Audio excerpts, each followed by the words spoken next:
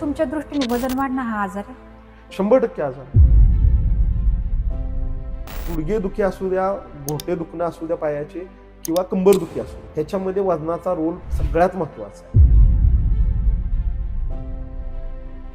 Junk food, hotelling ह्याची जर तुमची हॅबिट असेल तर तुमचं कोलेस्ट्रॉल नॉर्मल राहू शकत नाही. 3 वेळेला वेळेवर खाणं, पाणी भरपूर पिणं आणि 45 मिनिटं चालणं, ही त्रिसूत्री मी नेहमी पेशंटला सांगतो. खूप लोकांच्या अशा तक्रारी असतात की खूप प्रयत्न केले तरी वजन कमी होत नाही. याला काय कारणीभूत आहे? पचनशक्ती बिघडली आहे. ती जोपर्यंत तुम्ही ट्रीटमेंट घेऊन सुधारत नाही तोपर्यंत केलेल्या व्यायामाचा वजन कमी होण्यावर तुम्हाला सकारात्मक परिणाम दिसत नाही. ट्रेडमिलवर चालून वजन कमी होत नाही. म्हणजे रिअल कार्डिओ काय आहे? तुम्ही मोकळ्या हवेत जे चालताय तोच रिअल कार्डिओ. तरी पण मग महिलांमध्ये जास्त वजन का वाढतं? महिलांमध्ये पीसीओडी निर्माण होऊन प्रेग्नन्सी राहत नाही. पुरुषांमध्ये सुद्धा ओबेसिटी असल्या कारणानं इन्फर्टिलिटी राहते.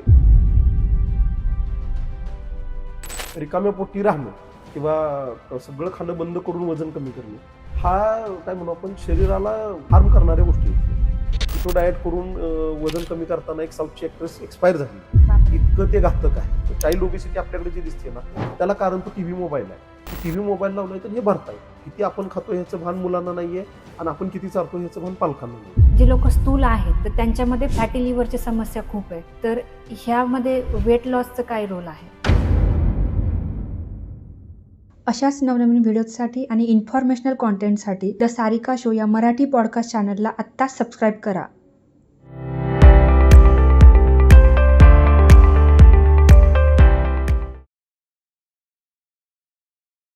नमस्कार. द सारिका शो या मराठी पॉडकास्ट चॅनलमध्ये तुमचं पुन्हा एकदा मनापासून स्वागत. नेहमीप्रमाणेच यावेळी सुद्धा मी तुमच्याकडे एक असं चांगलं व्यक्तिमत्व घेऊन आलेलं आहे की ज्यांना या क्षेत्रामधला 15 ते 20 वर्षांचा अनुभव आहे. मित्रांनो, जर तुम्हाला वजनवाढीबद्दल समस्या असतील, जर मुलं होण्याच्या समस्या असतील आणि मधुमेह आणि रक्तदाब अशा पद्धतीच्या जर तुम्हाला समस्या असतील तर हा पॉडकास्ट फक्त तुमच्यासाठी आहे. कारण आज मी घेऊन आलेले आहे असं एक व्यक्तिमत्व ज्यांना या क्षेत्रातला 15 ते 20 वर्षाचा अनुभव तर आहेच, पण आत्तापर्यंत 10,000 पेक्षाही पेशंटला त्यांनी दुरुस्त केलेले आहे. त्यांचं नाव आहे डॉक्टर नीरज जाधव, ज्यांचं क्लिनिक आहे complete the ayurvedic weight loss. आणि या क्लिनिकला तुम्ही नक्की भेट द्या, कारण डॉक्टरांचे जे रिझल्ट आहेत ते खूप अप्रतिम आणि अमेझिंग आहेत. चला तर मग जास्त वेळ वेस्ट न करता आपल्या पॉडकास्टला सुरुवात करूयात आणि आपण जाणून घेऊयात की वजनवाढीचे काय कारणं आहेत आणि कशा पद्धतीने आपण ते वजन कमी करू शकतो. तर मित्रांनो, जर तुम्ही सारिका शो या मराठी पॉडकास्ट चॅनलला आतापर्यंत सबस्क्राईब केलं नसेल तर आता सबस्क्राईब करा. तुमच्या जवळच्या व्यक्तीपर्यंत नक्की शेअर करा आणि आवडला असेल व्हिडिओ तर कमेंट जरूर करा. सर, विषयाला सुरू करण्याआधी मला हे विचारायला आवडेल की स्थूलता म्हणजे नेमकं काय आहे किंवा काय इम्पॅक्ट होतो स्थूलताचा? मॅडम, आता म्हणजे काय, आपल्याला अलीकडे इंटरनेट किंवा सगळा माहितीचा स्रोत उपलब्ध आहे, त्याच्यामुळे खरं तर टर्मिनॉलॉजी सगळ्यांना माहिती झाली. पण इन जनरल काय स्थूलता म्हणजे काय, तर तुमचं वाढलेलं वजन म्हणजे स्थूलता आहे. पोटाचा घेर वाढलेला आहे, जे म्हणू आपण की मसल वेट सोडून जे जे काही शरीरावर आगळपगळ वाढलंय त्याचं वाढलेलं वजन जे आहे ते म्हणजे सगळी स्थूलता आहे. अगदी पॅरामीटर मध्ये म्हणायचं म्हटलं तर बॉडी मास इंडेक्स हा त्याच्यासाठी पॅरामीटर वापरला जातो. म्हणजे तुमच्या उंचीच्या प्रमाणामध्ये तुमचं वजन किती आहे हे पाहिलं जातं. आणखी त्याच्यामध्ये असा आपण विचार करू शकतो की म्हणजे त्यात पण हे आहे ना, स्थूलता म्हणताना 3 पद्धतीने आपण विचार करतो. म्हणजे तुमचं आयडियल वेट, ओव्हर वेट आणि ओबेज. तर वजन जास्त असणं आणि अतिशय जाड असणं, अशा हे 3 पद्धतीने आपण स्थूलतेकडे बघू शकतो. तर हाच भाग आहे. म्हणजे तुमच्या शरीराचे जे काही कॉन्स्टिट्यूशन आहे त्यानुसार प्रमाणात तुमचं वजन नसणं किंवा आणखी थोडं सोप्या भाषेत सुडोल बांधा नसणं म्हणजे वजन वाढलेलं आहे, स्थूलता आहे. तर वजन हे बऱ्याच वेळा पेशंटला प्रश्न असतो की वजन वयानुसार असावं. तर वजनाचा आणि वयाचा संबंध आहे, वजन आणि उंचीचा संबंध आहे. उंचीच्या प्रमाणामध्ये तुमचं वजन असलं पाहिजे. बॉडी मास इंडेक्सचा जो फॉर्म्युला आहे तो काही सगळ्यांना नोन असतो. म्हणजे तुमचं weight divided by height in metre square असा तो फॉर्म्युला आहे. पण हे फॉर्म्युला कॅल्क्युलेट करणं वगैरे हा प्रकार बऱ्याच वेळा किचकट होतो. मी नेहमी पेशंटला ठोकताना सांगतो, तो अगदी BMIच्या जवळ येऊन थांबतो. साधारणतः 5 फूट हाईट असेल तर तुमचं 50 किलो इतकं वजन पाहिजे आणि वरच्या प्रति इंचाला तुमचं 2 किलो वजन असलं पाहिजे. म्हणजे साधारणतः 5 फूट 2 इंच हाईट असेल तर तुमचं वजन हे 54 किलो असलं पाहिजे. हे तुमचं आयडियल वेट आहे. अगदी वेट आयडियल असावं का, तर अगदी आयडियल असावं असं काही नाहीये. 2-4 किलो इकडे तिकडे असलं म्हणून फारसा फरक पडत नाही. पण त्यापेक्षा जास्त प्रमाणात वजन असेल म्हणजे तुम्ही ओव्हर वेट आणि ओबेज असाल तर हे पॅथॉलॉजिकल वेट आहे. त्या वाढलेल्या वजनाचा तुमच्या शरीरावर नक्की दुष्परिणाम होत असतो. तर आपण ह्या सगळ्या गोष्टींचा स्थूलता म्हणून विचार करायला पाहिजे. अच्छा, बरं. पण मग आता हे वजन कशामुळे वाढतं? वजन वाढण्याच्या कारणांमध्ये मॅडम सगळ्यात पहिली गोष्ट कुठली आहे, मी नेहमी म्हणजे बोलताना नेहमी सगळ्यांना म्हणतो की आपण शेतात राबणारा शेतकरी कधी जाड झालेला पाहिलाय का? कधीच नाही. तर पहिलं म्हणजे शरीर श्रमाचा अभाव आहे. आपल्याला जो प्रॉपर चांगला व्यायाम व्हायला पाहिजे तो व्यायाम होत नाहीये. तुम्ही जे खाताय ते सगळं पचवलं जात नाही. दुर्दैवानं असं म्हणूया की विरोधाभास आहे. एका बाजूला इकडं ओव्हर न्यूट्रिशन झाल्यामुळं ओबेसिटी आहे, दुसऱ्या बाजूला आजही देशात आपल्याकडे कुपोषित लोक पाहायला मिळतात. तर हे संतुलन कुठेतरी बिघडतंय, हा भाग आहे त्याच्यामध्ये. पण फक्त शारीरिक श्रम नाही असं म्हणून चालणार नाही, बाकीच्याही गोष्टी त्याला कारणीभूत आहेत. सगळ्यात महत्वाचं काय आहे तर शहरी जीवनशैलीमध्ये लोकांची जेवणाची वेळ व्यवस्थित नाहीये. 3 वेळेला वेळेवर खाणं, पाणी भरपूर पिणं आणि 45 मिनिटं चालणं, ही त्रिसूत्री मी नेहमी पेशंटला सांगतो. म्हणजे या 3 गोष्टी जर तुम्ही फॉलो केल्या तर ज्यांचं वेट नॉर्मल आहे ते मेंटेन व्हायला चांगली मदत होणार आहे, वजन वाढणार नाही. वजन कमी केल्यानंतर पुन्हा वाढू नये म्हणून काय करायचं म्हटलं की मी ही त्रिसूत्री सांगतो सगळ्या पेशंटना की तुम्ही 3 वेळेला वेळेवर जेवण करा, पाणी भरपूर प्या आणि 45 मिनिटं चाला. तर हे 3 गोष्टी जर आपण फॉलो केल्या तर आपलं वेट अजिबात पुट ऑन होत नाही. तर वजन वाढण्याचं कारण हे ह्याच्यातच येतं सगळं. म्हणजे तुम्ही वेळेवर जेवण करत नाही, व्यायाम करत नाही आणि मग ह्या बरोबरीनं बाकीचे फॅक्टर्स आहेत. आपलं लाईफस्टाईल सगळं बैठं आहे, आपण ऑफिसमध्ये एसी मध्ये बसून काम करतोय, वाहनांमधून फिरतोय, त्याच्यामुळे कसलाही शरीराला काही आपण त्रासच कसला होत नाही. हा, तर त्याचे तुम्ही खाल्लेलं अन्न जे आहे ते सगळं चांगल्या पद्धतीनं पचवलं गेलं तर तुमच्या शरीरामध्ये काय म्हणू आपण मेद वाढणार नाही. अपचित अन्न पडून राहिलं की ते सगळ्याच्या सगळं फॅटमध्ये कन्वर्ट होत असतं. त्यामुळे अवेळी जेवणं, व्यायाम न करणं आणि पाणी पिण्याचाही त्याच्यामध्ये रोल महत्वाचा आहे. बॉडी हायड्रेट करायला आपण बऱ्याच वेळा कमी पडतो. ह्या महत्वाच्या 3 गोष्टी. आणि आता ह्या बरोबरीनं आणखी बाकी सगळं आहे. तुम्हाला जंक फूड खाण्याची सवय आहे तर हे सगळं कॅलरी रिच फूड आहे ना, त्याच्यामुळे तुमच्या शरीरामध्ये तुम्ही अननेसेसरी गोष्टी खाल्ल्या की अननेसेसरी वेट वाढणार आहे, हे वेगळं सांगण्याची गरज नाहीये. त्याच्यानंतरचा भाग जो आहे तो म्हणजे तुम्ही जे जेवण घेताय त्याचं पचन चांगलं होतंय का नाही. म्हणजे आयुर्वेदामध्ये अग्नी हा विचार सांगितलेला आहे, जठर अग्नी. तर तुमचं अग्नी चांगला आहे तर तुमचं पचन चांगल्या पद्धतीचं होणार आहे. तुमचं पचन बिघडलेलं आहे त्या केसमध्ये तुम्ही खाताय ते अन्न पूर्ण पचवलं जात नाही, मग ते पडून राहतंय आणि फॅटमध्ये कन्वर्ट होत आहे. त्यामुळे तुमचं डायजेशन व्यवस्थित आहे का नाही. म्हणजे आम्ही आयुर्वेदात उपचार करतो म्हणजे काय करतो तर हे तुमचं मेटाबॉलिझम, तुमची पचनशक्ती सुधारून घेतो. आयुर्वेदानं आरोग्याची जी व्याख्या सांगितली त्याच्यामध्ये समदोष, सम अग्नी, समधातू मलक्रिया, प्रसन्न आत्म इंद्रिय मनहा असं सांगितलं. म्हणजे समदोष सम अग्नी काय आहे तर शरीरात 3 दोष जे आहेत ते कॉन्स्टिट्यूशन ते समप्रमाणात असलं पाहिजे. सम अग्नी म्हणजे तुमची भूक चांगली पाहिजे आणि ती भूक 2 तऱ्हेची आहे. म्हणजे एक जाठराग्नी आहे, दुसरा धात्वाग्नी आहे. एका धातूकडून दुसऱ्या धातूकडे जो पोषक अंश जातोय तो जाण्यासाठी काम करणारा धात्वाग्नी आहे, तर तोही चांगला असला पाहिजे. आणि आपण जे अन्न खातोय तो पचवण्यासाठी लागणारा जाठराग्नी चांगला असला पाहिजे. तर बऱ्याच वेळा पेशंटची ती शंका असते की आम्ही एवढा व्यायाम करतो सर, जिम मध्ये जाऊन एवढं कष्ट करतो पण आमचं वजन इफेक्टिव्हली कमी होत नाही. तर त्याच्या मुळाशी ही आहे की तुमचं मेटाबॉलिझम बिघडलेलं आहे, पचनशक्ती बिघडलेली आहे. ती जोपर्यंत तुम्ही ट्रीटमेंट घेऊन सुधारत नाही तोपर्यंत केलेल्या व्यायामाचा वजन कमी होण्यावर तुम्हाला सकारात्मक परिणाम दिसत नाही. एकदा पचन सुधारलं की हे व्यायाम करणाऱ्या लोकांचं वजन छान झटकन कमी व्हायला लागतं. तर त्याच्यामुळं बिघडलेली पचनक्रिया किंवा पचनशक्ती, डिस्टर्ब झालेलं मेटाबॉलिझम हे सुद्धा वजन वाढीचं कारण आहे. आणि या बरोबरीनं स्ट्रेस आहे. जसं आपण माहितच आहे आपल्याला की स्ट्रेस वाढला की तुमचं सगळं हार्मोनल बॅलन्स जो आहे तो बिघडतो. स्ट्रेसमध्ये एक्सेसिव्ह खाणं होतं लोकांचं, जास्त खाणं होतं आणि त्याच्यामुळेही वजन वाढतं. तर ह्या सगळ्या कारणांचा परिपाक म्हणून वजन वाढताना दिसून येतं. महिलांमध्ये त्याला आणखी बाकीची जोड कारणं आहेत. म्हणजे पोस्ट प्रेग्नन्सी वजन वाढतं, मेनोपॉज मध्ये वजन वाढतं आणि व्यायामाबद्दल फार बऱ्याच वेळा महिला गांभीर्याने विचार करत नाहीत. त्यांना वाटतं आम्ही घरकाम करतोय ते सगळं व्यायाम आहे आणि त्याच्यामुळे मग ते त्या गोष्टींनी आणखीन वजन वाढण्यामध्ये म्हणजे काय हातभार लागत असतो महिलांच्या बाबतीत. सो महिलांच्या बाबतीमध्ये आता हे सगळे प्रॉब्लेम तर नाही, ऑफिसला जायचं नाहीये, ते घरी असणार आहे किंवा बऱ्यापैकी वेळेवर पाणी पिण्याची पण त्यांची समस्या नाहीये, तरी पण मग महिलांमध्ये जास्त वजन का वाढतं? महिलांमध्ये जास्त वजन का वाढतं ह्याच्यामध्ये तुम्ही म्हणाला तसं की घरी आहेत त्या, पण घरी असूनही त्या वेळेवर जेवण करत नाही. म्हणजे आता सगळं तयार आहे, स्वयंपाक झालेला आहे, सगळं झालेलं आहे, तरी वेळेवर जेवणाकडे बऱ्याच वेळा त्यांचं दुर्लक्ष होतं. दुसरा भाग जो आहे तो ह्याच्यामध्ये वजन एकदा तुमचं काय होतं, तुमचं थोडंसं शरीरावरचं नियंत्रण सुटत गेलं म्हणतो आपण आपल्या त्या जीवनशैलीवरचं, की ते तसंच सुटत जातं आणि वजन वाढत जातं.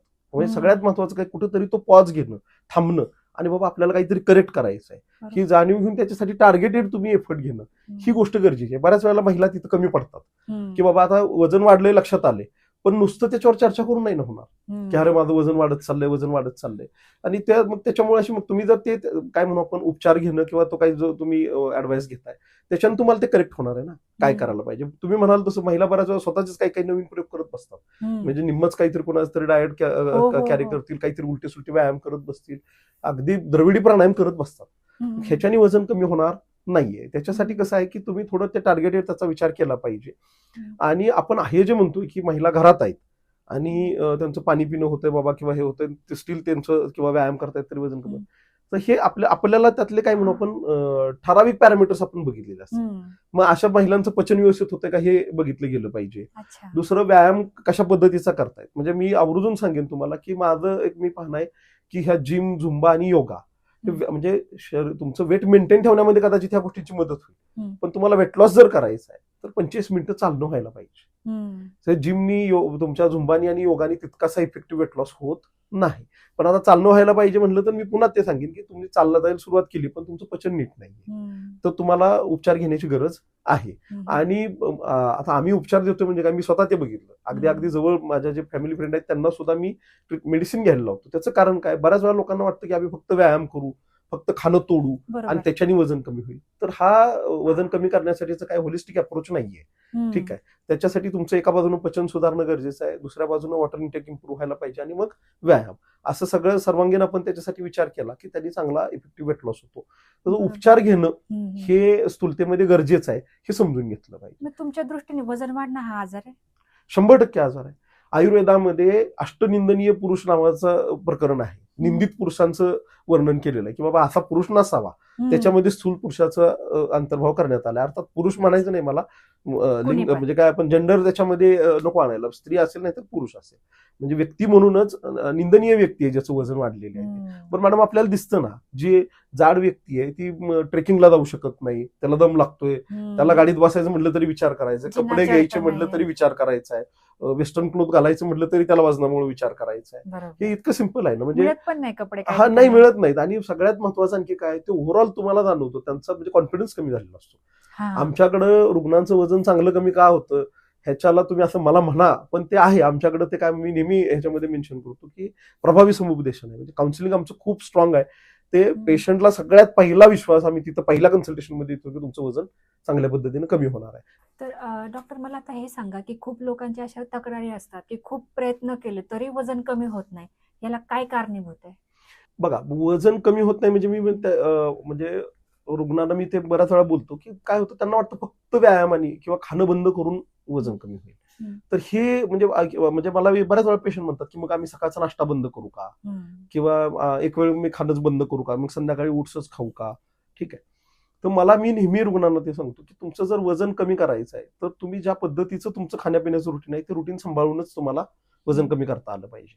म्हणजे पुन्हा आपण आलो की कशा पद्धतीचे डाएट करायला पाहिजे ह्या प्रश्नाकडे आलो खरं तर आपण तर ते इंटरमिटंट फास्टिंग किटो डाएट किंवा हा सगळा जो प्रकार आहे हे त्याला ते काय म्हणू आपण डाएट म्हणून आपण फॉलो करणाऱ्या गोष्टी आहे. बऱ्याच वेळा काय होतं लोक हे करतात उत्साहात आणि बंद केलं की पुन्हा जैसे ते वजन वाढतं काही लोकांमध्ये जास्त वाढतं परत ते बंद केल्यानंतर. तर तुमचा जो आहार रुटीन चालू आहे तसाच आहार घेत आपल्याला वजन कमी करता आलं पाहिजे हा भाग आहे. मग आम्ही सगळं हे करतोय आणि वजन कमी होत नाही तर मी नेहमी ते म्हणतो की तुमचं मेटाबॉलिझम ठीक आहे का ते चेक करा. तुमचं डायजेशन व्यवस्थित होतंय का पोट छान साफ होतंय का तुम्ही खाल्लेलं अन्न तुम्हाला व्यवस्थित पचतंय का हा भाग त्यातला महत्वाचा आहे. फक्त व्यायाम करून ते होणार नाही किंवा खाणं बंद करून तर ते अजिबातच होणार नाही. म्हणजे मला अगदी हे स्पष्ट करायचं आहे की रिकाम्या पोटी राहणं किंवा सगळं खाणं बंद करून वजन कमी करणं हा काय म्हणू आपण शरीराला हार्म करणाऱ्या गोष्टी आहेत आणि फार इफेक्टिव्ह वेट लॉस याच्यामुळे होत नाही. मी बऱ्याच रुग्णांमध्ये ते बघितलं अगदी उपाशी जरी राहिली तरी काही फार इफेक्टिव्ह वेट लॉस त्याच्याने होत नाही. उलट हे समजून घेतलं पाहिजे की तुमची भूक तुम्हाला मेंटेन ठेवायची. तुम्ही 2 दिवस नाश्ता नाहीत केला तर तुम्हाला नाश्त्याच्या वेळेला भूक लागणं बंद होणार आहे. बरोबर. त्यामुळे पुन्हा तुम्हाला त्या वेळेत काय खाल्लं तर ते पचणार नाही. 3 वेळेला वेळेवर खा असं सांगण्याचं कारण काय आहे तर तुम्ही त्या 3 वेळेला वेळेवर खाताय त्यावेळेला तुमची भूक चांगली आहे तुम्ही जे खाताय ते सगळं पचवलं जाते आणि रक्तात मिसळून जाते त्यामुळे तुमच्या शरीरामध्ये वेगळं फॅट त्याच्यामुळे तयार होत नाही. तर त्यामुळं पहिला भाग ते आहे की तुमचं डायजेशन व्यवस्थित आहे का हे बघितलं गेलं पाहिजे. फक्त व्यायाम किंवा फक्त खाणं तोडणं किंवा खाण्यातनं काही गोष्टी बंद करणं हा म्हणजे परिपूर्ण विचार नाही वजन कमी करण्यासाठीचा. त्याच्यासाठी उपचारांची जोड देणं तितकंच गरजेचं आहे. आणि ह्या बरोबरीनं काय अगदी लहानसहान गोष्टी असतात. म्हणजे जेवणाची वेळ अर्ध्या तासाने जरी इकडे तिकडे झाली तरी त्याचा तुमच्या वजनावरती फरक पडत असतो. तुम्ही व्यायाम कोणत्या पद्धतीचा करताय. मी चाला म्हणलं की पेशंटला वाटतं मी ट्रेडमिलवर चालतो. ट्रेडमिलवर चालून व्यायाम म्हणजे वजन कमी होत नाही. म्हणजे रिअल कार्डिओ काय आहे, तुम्ही मोकळ्या हवेत जे चालताय तोच रिअल कार्डिओ आहे. मशीनच्या स्टेप ह्या मेकॅनिकल स्टेप्स आहेत, मशीननी ऍडजस्ट केलेल्या, तर तुमच्या शरीराच्या कम्फर्टनुसार ऍडजस्ट झालेले स्टेप नाहीत. बऱ्याच वेळा तुम्हाला ट्रेडमिलवर पळणाऱ्या लोकांना अटॅक आलेले दिसत आहेत. रस्त्याने मोकळ्या हवेत फिरणाऱ्या माणसाला कधी अटॅक आलेलं पाहिलंय का? नाहीये. तर रिअल कार्डिओ आहे तो म्हणजे मोकळ्या हवेत चालणं, तोच रिअल कार्डिओ आहे. तो मोकळ्या हवेत चालणं हाच व्यायाम करायला पाहिजे. त्याचा चांगल्या पद्धतीनं तुम्हाला वजन कमी होण्यासाठी मदत होते. तर एक डायजेशन व्यवस्थित, दुसरं चालणं व्हायला पाहिजे. वॉटर इनटेक महत्वाचं आहे. बऱ्याच वेळा पाणी पिणं लोकांचं खूप कमी होत असतं. म्हणजे दिवसभरात कमीत कमी 3 ते 3.5 लिटर पाणी पिणं गेलं पाहिजे. ह्या गोष्टींकडे लक्ष दिलं गेलं पाहिजे. आणि दुसरं एक भाग त्यातला महत्वाचं काय आहे, तुमच्या फूड हॅबिट्स चेक करायला पाहिजे. म्हणजे मी म्हणजे रुग्णांशी नेहमी बोलताना म्हणतो की हॉटेलिंग करू नये असं नाही. कुणाला नको वाटतं हॉटेलला जेवायला जायला? आयतं सगळं मिळणार आहे, छान सजवून मिळणार आहे म्हणजे खायला कुणाला नको वाटतं. पण त्याचं प्रमाण किती असावं? तर त्यातला मुद्दा कसा आहे, मी नेहमी म्हणजे बोलताना बोलतो की समजा आठवड्यात 7 दिवसात आपले 14 मील आहेत. ह्यातला एकाच दुसरा मील हॉटेलला झाला म्हणून शरीराला फारसा परिणाम होत नाही. लोकांचं उलट झालंय मॅडम. आता 14 मील पैकी एकाच दुसरा मील घरी होतोय आणि तुमचे 12 मील तुमचं हॉटेलिंग होतंय. तर हे मला तुम्हाला आवर्जून सांगायचं मॅडम याच्यामध्ये की ह्या जे तुम्ही बल्क क्वांटिटी जिथं अन्न बनवलं जातं ना, तिथं आहारविधी विशेष आयतन जे आहे, म्हणजे अन्न चांगलं बनवण्यासाठीचे जे नियम आहेत ना, ते मागं पडतात. मी सोपं उदाहरण तुम्हाला देतो. म्हणजे मी डिस्लिपिडेमियाच्या, म्हणजे ज्यांचं कोलेस्ट्रॉल वाढलं त्याच्या जेवढ्या केसेस बघितल्या, मी बारकाईने ह्या लोकांची हिस्ट्री घेतली. तर ही लोक ती आहेत जी हॉटेलला खातात. म्हणजे कोलेस्ट्रॉल तुमचं घरी खाऊन वाढणं हा प्रमाण फार कमी लोकांमध्ये दिसतं. मॅक्झिमम ते लोक आहेत जे ज्यांचं हॉटेलिंग जास्त आहे. त्याचं कारण काय, मी नेहमी सोपं उदाहरण देतो की घरात तुम्ही भजी बनवली तर तुम्ही ते भज्यांसाठी वापरलेलं तेल त्या दिवशी फार तर दुसऱ्या सकाळपर्यंत तुम्ही ते संपवून टाकता.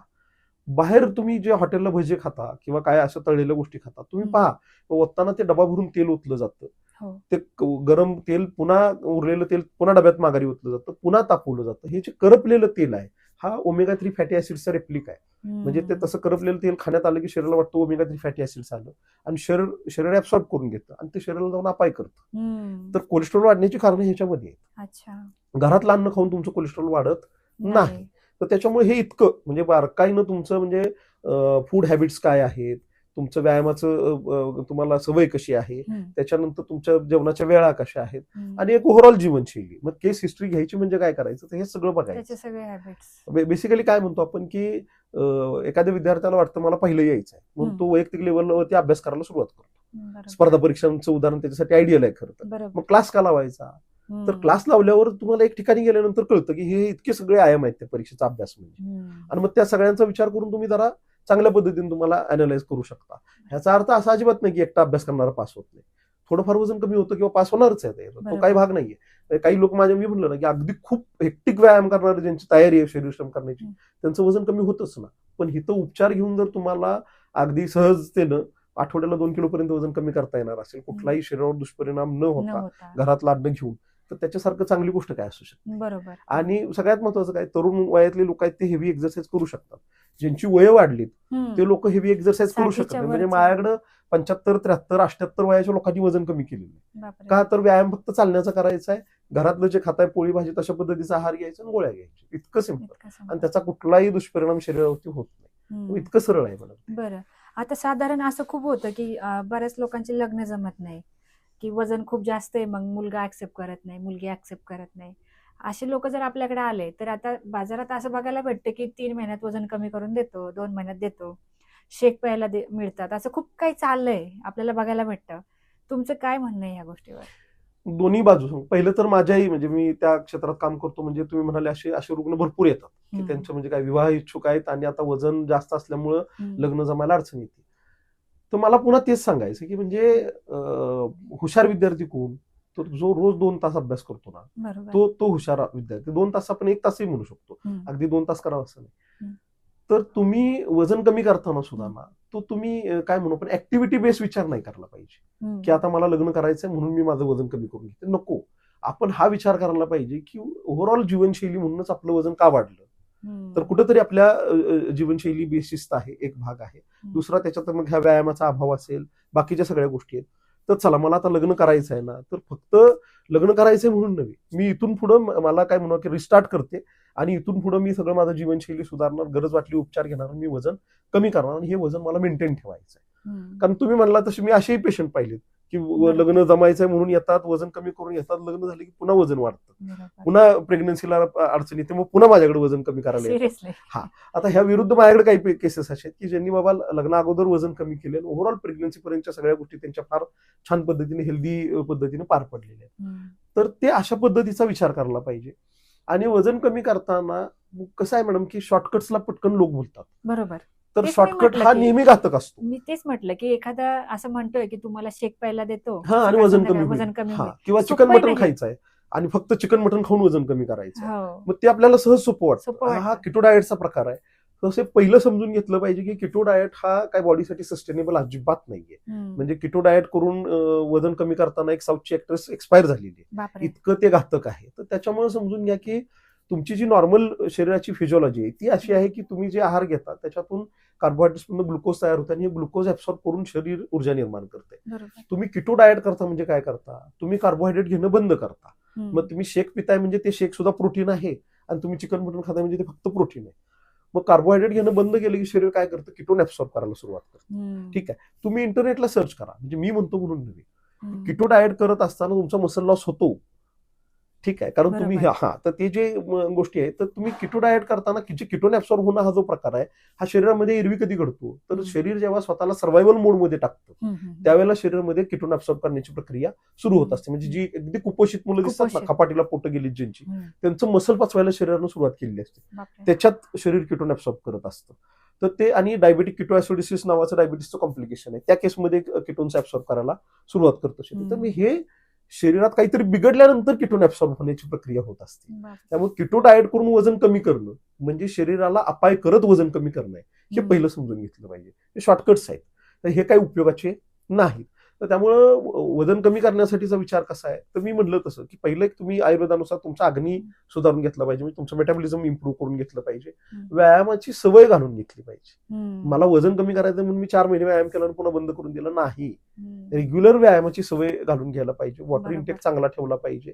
आणि या बरोबरीने आणखी तुम्ही म्हणला ते म्हणजे लग्नचा विषय आला म्हणून तुमची मानसिकता तुम्हाला सकारात्मक ठेवता आली पाहिजे, खचून जाता कामाचं नाही. बरोबर. आणि हे काय म्हणू आपण, ते डिटरमाइन राहणं ही जी गोष्ट आहे, म्हणजे मला ते शिवखेरांचं वाक्य फार आवडतं त्याच्यामध्ये, की इच्छा और इरादों में फर्क होता है, इच्छा का सौदा किया जा सकता है, इरादों का कभी सौदा नहीं होता. जब भी दबाव पड़ता है जिंदगी में, इच्छा कमजोर पड़ जाती है और इरादा और भी मजबूत होता है. तर तुम्हाला काय साध्य करायचं, डिटर्मिनेशन पाहिजे. वेट लॉस साठी मला नक्की पेशंटला हे सांगायचं की तुम्ही टार्गेटेड असला पाहिजे. मी नेहमी पेशंटला ते म्हणतो की तुम्ही माझ्याकडे आलात की तुम्ही इतकं ते छान काटेकोरपणे फॉलो करा, आपण 1-2-3 महिने घेऊ, त्याच्यात काही तुमचं 20-24 किलो वजन कमी करून टाकू आणि नॉर्मल लाईफस्टाईलकडे वळूयात. इतकं सुंदर आहे ते. त्यामुळे तशा पद्धतीनं ते वजन कमी होण्याचा विचार त्या स्टेजमध्ये सुद्धा केला गेला पाहिजे आणि हे सस्टेनेबल असलं पाहिजे. म्हणजे लग्न झालं म्हणून थांबून नाही, पुन्हा ओव्हरऑल तुमची हेल्थ चांगली राहणं गरजेचं आहे. आणि वजन हे फक्त आपण व्यक्तिमत्व म्हणून नाही बघायला पाहिजे. बरोबर. तुमच्या शरीर जी काही तुमची शरीर क्रिया आहे त्याच्यावर वाढलेल्या वजनाचा जो दुष्परिणाम होतोय तो सुद्धा आपण लक्षात घ्यायला पाहिजे. म्हणजे आपण आता त्याच ह्यानी बोलतोय, तर लग्न होणार म्हणजे काय, तर तुमची सगळी फेमिनाईन हेल्थ चांगली पाहिजे ना, तुम्हाला पिरियड रेग्युलर यायला पाहिजे, तुम्हाला चांगलं ओव्ह्युलेशन व्हायला पाहिजे, पुढे जाऊन तुम्ही प्रेग्नन्सीचा विचार केला तर सहज नैसर्गिकरित्या प्रेग्नन्सी राहायला पाहिजे. हे सगळं जर छान होणं अपेक्षित असेल तर तुमचं कॉन्स्टंटली वेट कंट्रोल असणं गरजेचं आहे. अशा पद्धतीचा विचार मला वाटतं करायला पाहिजे, रादर दॅन कोणते शॉर्टकट्स वापरण्यापेक्षा तो असा विचार करायला पाहिजे. मग डॉक्टर, आपल्याकडे काय डिफरंट, आता बाकी ठिकाणी तर आपण ऐकतो की म्हणजे झुंबा करा, हे करा, ते करा, भरपूर काही बघायला भेटतं, जसं मी बोलले. आपल्याकडे काय पद्धत वापरली जाते? मी मॅडम, आपण जे उपचार करतोय त्याच्यामध्ये जो आयुर्वेदाचा विचार आहे, तुमचा अग्नीची चिकित्सा व्हायला पाहिजे, तुमचं मेटाबॉलिझम ट्रीट व्हायला पाहिजे, पचनशक्ती सुधारून घेतली गेली पाहिजे. आमच्याकडे ज्यावेळेला रुग्ण येतो आम्ही पूर्ण त्याची हिस्ट्री घेतली जाते आणि त्याच्यानुसार त्याचं डायजेशन व्यवस्थित आहे का, त्याला रेग्युलरली छान पोट साफ होतं का, त्याच्यानंतर मग तुमचं जेवणाच्या वेळा कशा आहेत, वॉटर इंटेक कशा पद्धतीचा आहे, कोलेस्ट्रॉल वाढलेला आहे का, किंवा HbA1c आम्ही चेक करायला लावतो पेशंटना की ते तुम्ही प्री डायबेटिक किंवा डायबेटिक कंडिशन मध्ये आहात का. ह्या सगळ्या गोष्टींचा आधी सारासार विचार केला जातो, प्रॉपर हिस्ट्री घेतली जाते आणि आपण 3 पद्धतीने म्हणजे औषध उपचार देतोय. म्हणजे आपण गोळ्या घ्यायला लावतो, आपली 4 प्रकारची औषध आहेत, मेडिसिन टॅबलेटच्या स्वरूपात औषध आहेत, म्हणजे सहज गोळ्या खायच्या आहेत. तुम्हाला काढा प्यायचा आहे, चूर्ण खायचंय असा काही प्रकार नाही. 4 प्रकारच्या गोळ्या आहेत, तुम्हाला त्या दिवसात 2 वेळेला घ्यायच्या आहेत. ते गोळ्या घेणं, त्या बरोबरीनं जेवणाचं तुमचं रुटीन घालून गेलं म्हणजे जेवणाच्या वेळा फिक्स करणं आणि खाण्यामध्ये काही गोष्टींचं रिस्ट्रिक्शन घातलं जातं. त्याच्यामध्ये गोड पदार्थ, दुधाचे पदार्थ, फळं ह्या गोष्टी मी वजन कमी करेपर्यंतच फक्त बंद ठेवायला लावतो. भात खाणं थांबवायला लावतो आणि ह्या बरोबरीनं 45 मिनिटं चालण्याचा व्यायाम आणि पाणी व्यवस्थित पिणं. पाणी व्यवस्थित पिणं म्हणजे पाणी कसं प्यायचं इथपासून सगळं आपण पेशंटला तशा पद्धतीचं गाईड करून देतो आणि विकली पेशंटचा अपडेट घेतला जातो. मी व्हॉट्सअपला प्रत्येक पेशंटला सांगतो की तुमचं आठवड्याला किती वजन आणि किती इंच लॉस होतोय ते मला कळवा. मग साधारणतः आठवड्याला साधारणतः 2 किलो इतकं वजन आणि 1-1.5 इंचांनी पोटाचं घेर पेशंटचं कमी होतं. म्हणजे जर सिन्सिअरली पेशंटनी केलं तर महिनाभरात 8 किलो पर्यंत वजन चांगल्या पद्धतीने कमी होऊ शकतं आणि याचा कसला कुठलाही दुष्परिणाम शरीरावर होत नाही. उलट पक्षी समजून घ्या की हे जे मी तुम्हाला म्हणलं हे जे मेडिसिन आहे हे तुमचं मेटाबॉलिझम सुधारणारं, यकृताचं काम सुधारून घेणारं अशा पद्धतीची ही सगळी औषधं आहेत. पचन होऊन छान कसं पोट साफ होईल. थोडक्यात सिस्टीम हा अगदी म्हणजे तुमचं शरीर आतनं सगळं सुधारून घेऊन हा होणारा वेट लॉस आहे. त्याच्या म्हणजे मी माझे केस आहे कोंडव्यातले मला आठवते म्हणजे मोर दॅन 50 केज 50 पेक्षा जास्त किलो वजन कमी केलं या महिलेनं. कसलाही स्ट्रेच मार्क पडलेला नाही अंगावरती किंवा कुठलाही दुष्परिणाम शरीरावरती दिसलेला नाही. इतकं छान. कारण हे काय शरीराच्या कलांनी हे वजन कमी होते. थोडक्यात काय आहे की तुमची भूक छान सुधारते. मग एरवी काय होत असतं की तुम्ही 100% आहार घेता पण भूक बिघडली असल्या कारणानं काय होतं तो सगळा पचवला जात नसतो. 60% अन्न पचतंय 40% पडून राहत असतं. हे असंच्या असं फॅटमध्ये कन्वर्ट होत असतं. उपचारांमध्ये काय होतंय तुमची भूक इतकी छान सुधारून घेतली की तुम्हाला आता छान 100% भूक लागते पण ड्युरिंग ट्रीटमेंट तुम्हाला खाणं मात्र 70%च दिलं जातंय. कारण ज्या गोड गोष्टी फळं किंवा ह्या गोष्टी आपण थोड्या ब्रेक देतो. 30% भूक शिल्लक राहिली हे तुम्हाला जाणवतं प्रॉपरली आणि ही जी शिल्लक राहिलेली जी भूक आहे ना हेच शरीरात साठून राहिलेलं फॅट वापरून घ्यायला लागते. त्यामुळे हा पूर्णतः काय म्हणू आपण नैसर्गिक शरीर क्रिया म्हणूनच घडणारा वेट लॉस आहे. त्यामुळे त्याचा कुठलाही दुष्परिणाम शरीरावर होत नाही. उलट पक्षी तुमचं म्हणजे HbA1c नॉर्मल येऊन जातं. कोलेस्ट्रॉल तुमचं जे वाढलेलं आहे ते नॉर्मल येऊन जातं. काही लोकांमध्ये फॅटी लिव्हर असलं तर ते फॅटी लिव्हर सुद्धा नॉर्मल येतं. म्हणजे माझ्याकडे रिपोर्ट्स आहेत की ट्रीटमेंटच्या अगोदर सोनोग्राफीमध्ये फॅटी लिव्हर दिसत होतं आणि पोस्ट ट्रीटमेंट लिव्हर नॉर्मल झालेलं आहे. म्हणजे इतकं छान. आणि अगदी महत्वाचं पोट छान साफ होण्याचं रुटीन बसतं.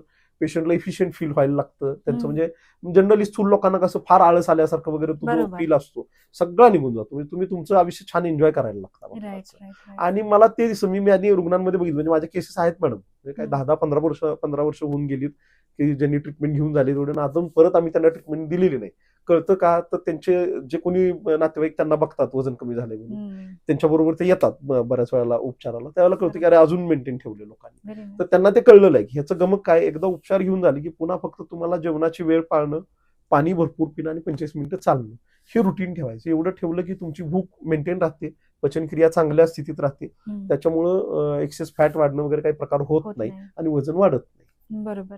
आता बेसिकली आता जसं आपण म्हटलं की वजन वाढणं हा एक आजार आहे. ठीक आहे. सो साधारण आता तुम्ही एवढ्या 15-20 वर्षांपासून काम करता या क्षेत्रामध्ये. सो वजन वाढलेल्या लोकांना शक्यतो काय प्रॉब्लेम्स होतात किंवा काय आजार असतात त्यांना? बघा आता वजन वाढलं की सगळ्यात पहिलं म्हणजे आपण डे टू डे रुटीन मध्ये म्हटलं तर पहिलं तर त्यांच्यामध्ये आळस खूप असतो का सगळ्या ऍक्टिव्हिटी बदल त्यांची गती जी आहे ती मंदावलेली असते. हा एक भाग आहे. दुसरं शरीर म्हणजे शरीराच्या दृष्टीने विचार कराल तर हे लोक prone to diabetes prone to hypertension आहेत. म्हणजे ह्यांच्यामध्ये डायबिटीस होण्याच्या शक्यता जास्त आहेत. ह्यांच्यामध्ये बीपी वाढण्याच्या शक्यता जास्त आहेत. त्याच्यानंतर मी म्हणजे आयुर्वेदात मी म्हणलं तसं त्या अष्टनिंदनीय पुरुषामध्ये त्या पुरुषाचं हे केलेलं आहे. तुमच्या म्हणजे काही वैवाहिक जीवनात सुद्धा शरीर संबंध ठेवण्यातला त्यांचा उत्साह कमी राहतो. फर्टिलिटी कमी होते दोन्हीमध्ये. महिलांमध्ये पीसीओडी निर्माण होऊन प्रेग्नन्सी राहत नाही. पुरुषांमध्ये सुद्धा ओबेसिटी असल्या कारणानं इन्फर्टिलिटी राहते. मी बऱ्याच वेळा माझ्या केसेसमध्ये बघितलं की फक्त वजन कमी झालं की कन्सिव्ह होऊन जातात. त्याच्यामुळं वंध्यत्व येतं वजन वाढल्यामुळे. डिस्लिपिडेमिया आहे म्हणजे कोलेस्ट्रॉल शरीरामध्ये वाढतं. कोलेस्ट्रॉल वाढलं की साहजिक आहे तुम्ही हार्ट अटॅक येणं किंवा स्ट्रोक बसणं ह्या सगळ्या गोष्टी होण्याच्या शक्यता वाढतात. त्याच्यामुळे तो डिस्लिपिडेमिया आपल्याला पाहायला मिळतो. त्वचेचा रंग बिघडतो. म्हणजे तुम्हाला बऱ्याच वेळा दिसतं की मानेच्या खाली किंवा कमरेवरती काळपटपणा यायला लागतो. हे वजन वाढल्यामुळे झालेली गोष्ट आहे. म्हणजे त्याच्यामध्ये इन्सुलिन रेजिस्टन्स असतो किंवा प्री डायबेटिक किंवा डायबेटिक कंडिशन मध्ये पेशंट असतो. वजन वाढलेलं आहे त्याच्यात हे असं टॅनिंग स्किनचं झालेलं लक्षात येतं. आणखी महत्वाचं काय आहे तर सगळ्यात महत्वाचा पोटाचा घेर जो वाढतो तो त्याचं म्हणजे टिपिकल आपण म्हणूया की ती ओबेसिटी आहे. पोटाचा घेर वाढणं म्हणजे डायबिटीसच्या ह्याच्यामध्ये सांगताना असं सांगितलं की महिलांचा जो पोटाचा घेर आहे तो 35 इंचाच्या आत पाहिजे आणि पुरुषांचा जो आहे तो 40 इंचांच्या आतमध्ये पाहिजे. 35 इंचापेक्षा वाढलेलं पोट असेल महिलांमध्ये किंवा पुरुषांमध्ये 40 इंचांपेक्षा जास्त वाढलेलं पोट आहे तर तुम्हाला मधुमेह होण्याची शक्यता खूप जास्त आहे. म्हणजे पोटाचा वाढलेला घेर हे आजाराला निमंत्रण आहे असं म्हणलं तर ते काही वावगं ठरत नाही. तर इतकं सगळा तो तुमच्या connected शरीरावरती तुम्हाला स्वेटिंग जास्त होतं. ओबेज हम्म. लोकांमध्ये बघा तुम्हाला घाम जास्त, कारण मेद वाढलाय ना शरीरामध्ये. हो. नुसतं स्वेटिंग होत नाही, त्या घामाला दुर्गंधी असते. हा, हा, right, त्याच्यामुळे तुमचा प्रेझेन्स जो आहे तो सगळा जो असं डिलाइटिंग प्रेझेन्स पाहिजे तो राहत नाही. right. असं सगळं इतकं सगळं गणित ते एकमेकांशी बिघडून बिघडून connect. क्रियाशीलता तुमची कमी होऊन जाते सगळी. हम्म. असं काय म्हणू आपण, बहुआयामी परिणाम करणार गोष्ट आहे स्थूलता आहे. म्हणून आपण नुसतं आजार म्हणून थांबत नाही. तो आजार स्वतः तर आजार आहेच आहे, पण अनेक आजारांचं मूळ त्याच्यामध्ये आहे. तर हम्म. इतका विचार खोलवर जाऊन केला पाहिजे आपण त्याच्यासाठी. सो आता जे बिघडलेलं कोलेस्टेरॉल आहे तर त्याला जर आपल्याला नीट करायचं असेल तर काय केलं पाहिजे एक्झॅक्टली? वजन वाढलेलं आहे तर त्या केसमध्ये वजन कमी करणं हा पहिला पहिला. गरजेची गोष्ट आहे. कोलेस्ट्रॉल वाढलंय म्हणल्यानंतर दुसरा भाग जो आहे ते तुमच्या खाण्यामध्ये फायबर जास्त आलं पाहिजे. बरं. एरवी मी रुग्णांना, पेशंटना जे पथ्य सांगतो त्याच्यामध्ये मी नेहमी सजेस्ट करतो की आठवड्यातले तुमचे जर 14 मील आहेत तर त्यातले 8 ते 10 मील पर्यंत आपण साधारणतः पालेभाजी फळभाजी खाण्यात असली पाहिजे बरं. आणि 4 ते 6 मील मध्ये कडधान्य किंवा बाकीच्या गोष्टी असल्या पाहिजेत. हम्म. तर तंतू जो आहे तो खाण्यामध्ये गेला पाहिजे. ह्यातनं जे सेल्युलोज जात असतं ते शरीरातनं एक्सेस फॅट जे आहे ते बाहेर काढून टाकत असतं. अच्छा. त्याच्यामुळे पालेभाज्या फळभाज्या खाण्यामध्ये चांगल्या पद्धतीनं आल्या पाहिजेत. हम्म. हा एक भाग आहे. वॉटर इंटेक चांगल्या पद्धतीचा पाहिजे आणि कोलेस्ट्रॉल वाढू नये पुन्हा. ह्याच्यासाठी सगळ्यात महत्वाचं म्हणजे काय, तर हॉटेलिंग अवॉइड करायला पाहिजे. हम्म. जंक फूड, हॉटेलिंग ह्यांची जर तुमची हॅबिट असेल तर तुमचं कोलेस्ट्रॉल नॉर्मल राहू शकत नाही. नाही. तुम्हाला घरातलं अन्न छान खाण्याची सवय लावून घ्यायला पाहिजे. आणि मॅडम मी नेहमी सगळ्यांना म्हणतो की म्हणजे प्रश्न असतो पेशंटचा की मग सगळ्यात चांगला डाएट कोणता, हम्म. तर Mediterranean food is best food. तुम्ही इंटरनेटला सर्च टाका की कोणता डाएट चांगला आहे, तुम्हाला इथे उत्तर मिळेल की Mediterranean diet is a best diet. Mediterranean diet म्हणजे कोणता डाएट, आपली भारतीय थाळी, पोळी भाजी वरण भात कोशिंबीर तूप घातलं हे सगळ्यांनी नित्य सर्व रसाभ्यास हा असा आयुर्वेद सांगतो, सगळ्या रसांनी युक्त असं जेवण करा. तर आपली ही जी भारतीय थाळी आहे ना, सगळं वाढलेलं दिसतंय त्याच्यामध्ये. चपाती आहे, भाजी आहे, भाजी. त्याच्यातनं तुम्हाला तंतू चाललाय, वरण आहे त्याच्यातनं प्रोटीन चाललंय, तुम्ही तूप घेतलंय, थोडीशी कोशिंबीर घेतलीये, जवसाची चटणी घेतलीये, त्याच्यातनं तुम्हाला एचडीएल कोलेस्ट्रॉल चांगल्या पद्धतीनं तयार होतंय शरीरात. तर हा जो आपला भारतीय आहार आहे तोच सगळ्यात उत्तम आहार आहे आणि उत्तम डाएट आहे असं मला वाटतं. तर तशा पद्धतीने हे असा तो आहार खायला पाहिजे. मी नेहमी म्हणजे रुग्णांना म्हणतो की अन्न जेवण करणं ही ऍक्टिव्हिटी नाही. हम्म. चला जेवण करायचं, एक टास्क संपवून टाकलं नाही. नाही. तुम्ही जेवण करताना म्हणजे ते तर आपल्या शास्त्रांमध्ये म्हणले की उदरभरण नोहे जाणीचे यज्ञ कर्म. कर्म. आता हा काय म्हणून आपण एक आध्यात्मिक त्याला टच दिला असं म्हणा की ते यज्ञ कर्म आहे तर किती एकाग्र चित्तानं आपण ते करायला पाहिजे असं भाग आहे. पण मला त्याच्या पुढे जाऊन वाटतं की आपण आहाराचा आनंद घ्यायला पाहिजे. बरोबर. जॉय ऑफ इटिंग जो आहे ना, ज्यांनी चव घेऊन खाल्ले ना त्याला चांगलं पचणार आहे. म्हणजे तुम्ही बघा ना, जो चव घेऊन खातो त्यालाच ह्या गोष्टी करतात. म्हणजे अगदी छान तर्रीचं बनवलेलं मटणच म्हणजे चवीचं आहे असं नाहीये. असं नाही. वरण आहे त्याच्यामध्ये व्यवस्थित मीठ आणि साखरेचं प्रमाण आहे तर ते सुद्धा तुम्हाला तृप्तीचा अनुभव देणार आहे. बरोबर. कढी खिचडी खाऊन बघा, नॉर्मल डाळ खिचडी आणि कढी तुम्ही खाताय तर ती कढी जर छान बनवली, तिला हलकासा गोडवा आहे, थोडासा तिखटपणा आहे, हम्म. त्याच्यातनं मिळणारी तृप्ती तुम्हाला दुसऱ्या कशातनं मिळत नाही. बरोबर. इतकं छान आहे. तर ते जेवण करताना तुमचा जॉय ऑफ इटिंग जो आहे तो असला पाहिजे. हम्म. तुम्ही आनंद घेऊन जेवण पण केलं डॉक्टर पाहिजे. आजकाल तर लोकांना टीव्ही आणि मोबाईल शिवाय जेवण जातच नाही. हे फार अत्यंत म्हणजे घातक आहे ते. म्हणजे तुम्ही ओबेस लोक जर बघितले तर ह्यातले मॅक्झिमम लोक असतात की जेवताना त्यांच्या हातात फोन आहे, त्याच्याशिवाय जेवणच जेवतच नाही. नाही, टीव्ही लावलेला आहे. म्हणजे इकेगाई नावाचं ते एक बुक आहे बघा, जॅपनीज लोकांच्या हॅपीनेसचं सिक्रेट त्याच्यामध्ये सांगितलं. बरं. खूप छान उदाहरण त्याच्यामध्ये दिले की एखादी व्यक्ती सकाळी ब्रेकफास्टला ब्रेड ऑमलेट खाते आणि ती टीव्ही बघत खाते. तर त्याचं ते ब्रेड ऑमलेट खाऊन झालं ना की त्याला विचारायचं की त्या ऑमलेटमध्ये अनियन होतं का, म्हणजे कांदा होता का, त्याला सांगता येत नाही. तर त्याच्यामुळं एकाग्र चित्तानं जेवण करणं ही गोष्ट खूप महत्वाची आहे. त्याचे 2 बाजू मला सांगायचे आहेत. तुम्ही टीव्ही बघत खात असताना तुम्ही किती भरताय ह्याच्याकडे तुमचं भान राहत नाही. दुसरं, प्रत्येक घास जो एकाग्र चित्तानं छान चावला गेला पाहिजे तो चावला जात नाही. म्हणजे अन्न कसं चावावं ह्याच्यासाठी आमचे सर म्हणायचे की तुम्ही पाणी हे खाल्लं पाहिजे आणि अन्न हे पिलं पाहिजे. बर. म्हणजे अन्नामध्ये एवढी लाळ मिसळू द्या, इतकं ते चावा की तुम्ही पाणी पिताय असं वाटलं पाहिजे. म्हणजे किती अन्न चावून खाल्लं पाहिजे त्याचा पचनाशी म्हणजे प्रत्यक्ष संबंध आहे. तर तुम्ही टीव्ही बघत जर जेवण करताय तर एवढ्या छान पद्धतीनं अन्न चावलं जात नाही. हा सगळ्यात पहिला भाग आहे. दुसरा, अलीकडं मग त्यामुळे ओव्हर इटिंग होतंय. लहान मुलांचं तर अलीकडे ते प्रमाण म्हणजे चाइल्ड ओबेसिटी आपल्याकडे जे दिसते ना, त्याला कारण तो टीव्ही मोबाईल आहे. ती टीव्ही मोबाईल लावलाय तर हे भरतायत. किती आपण खातो ह्याचं भान मुलांना नाहीये आणि आपण किती चालतो ह्याचं भान पालकांना नाहीये. हम्म. तर हे टीव्हीमुळे मोठा गोंधळ होतो. आहारविधी विशेष आहे जे आयुर्वेदामध्ये सांगितलंय हम्म. त्याच्यामध्ये जेवण तुम्ही कसं करावं ह्याचा हम्म. श्लोक दिलेला आहे. बरोबर. उष्ण स्निग्ध मात्रावत जीर्णे वीर्या विरुद्धम इष्ट देशे इष्ट सर्वोपकरणम नाती द्रुतम नाती विलंबितम अजल्पन अहसन तन्मना भुंजित आत्मान. म्हणजे काय तर जेवण उष्ण गरम असलं पाहिजे, स्निग्ध त्याच्यामध्ये तेल तुपाचा अंश व्यवस्थित असला पाहिजे, मात्रावत म्हणजे योग्य प्रमाणात जेवण घ्या. हम्म. आवडीचं आहे म्हणून भरपूर खाल्लं ना आवडीचं आहे म्हणून काहीच नाही खाल्लं असं नको. असं नको.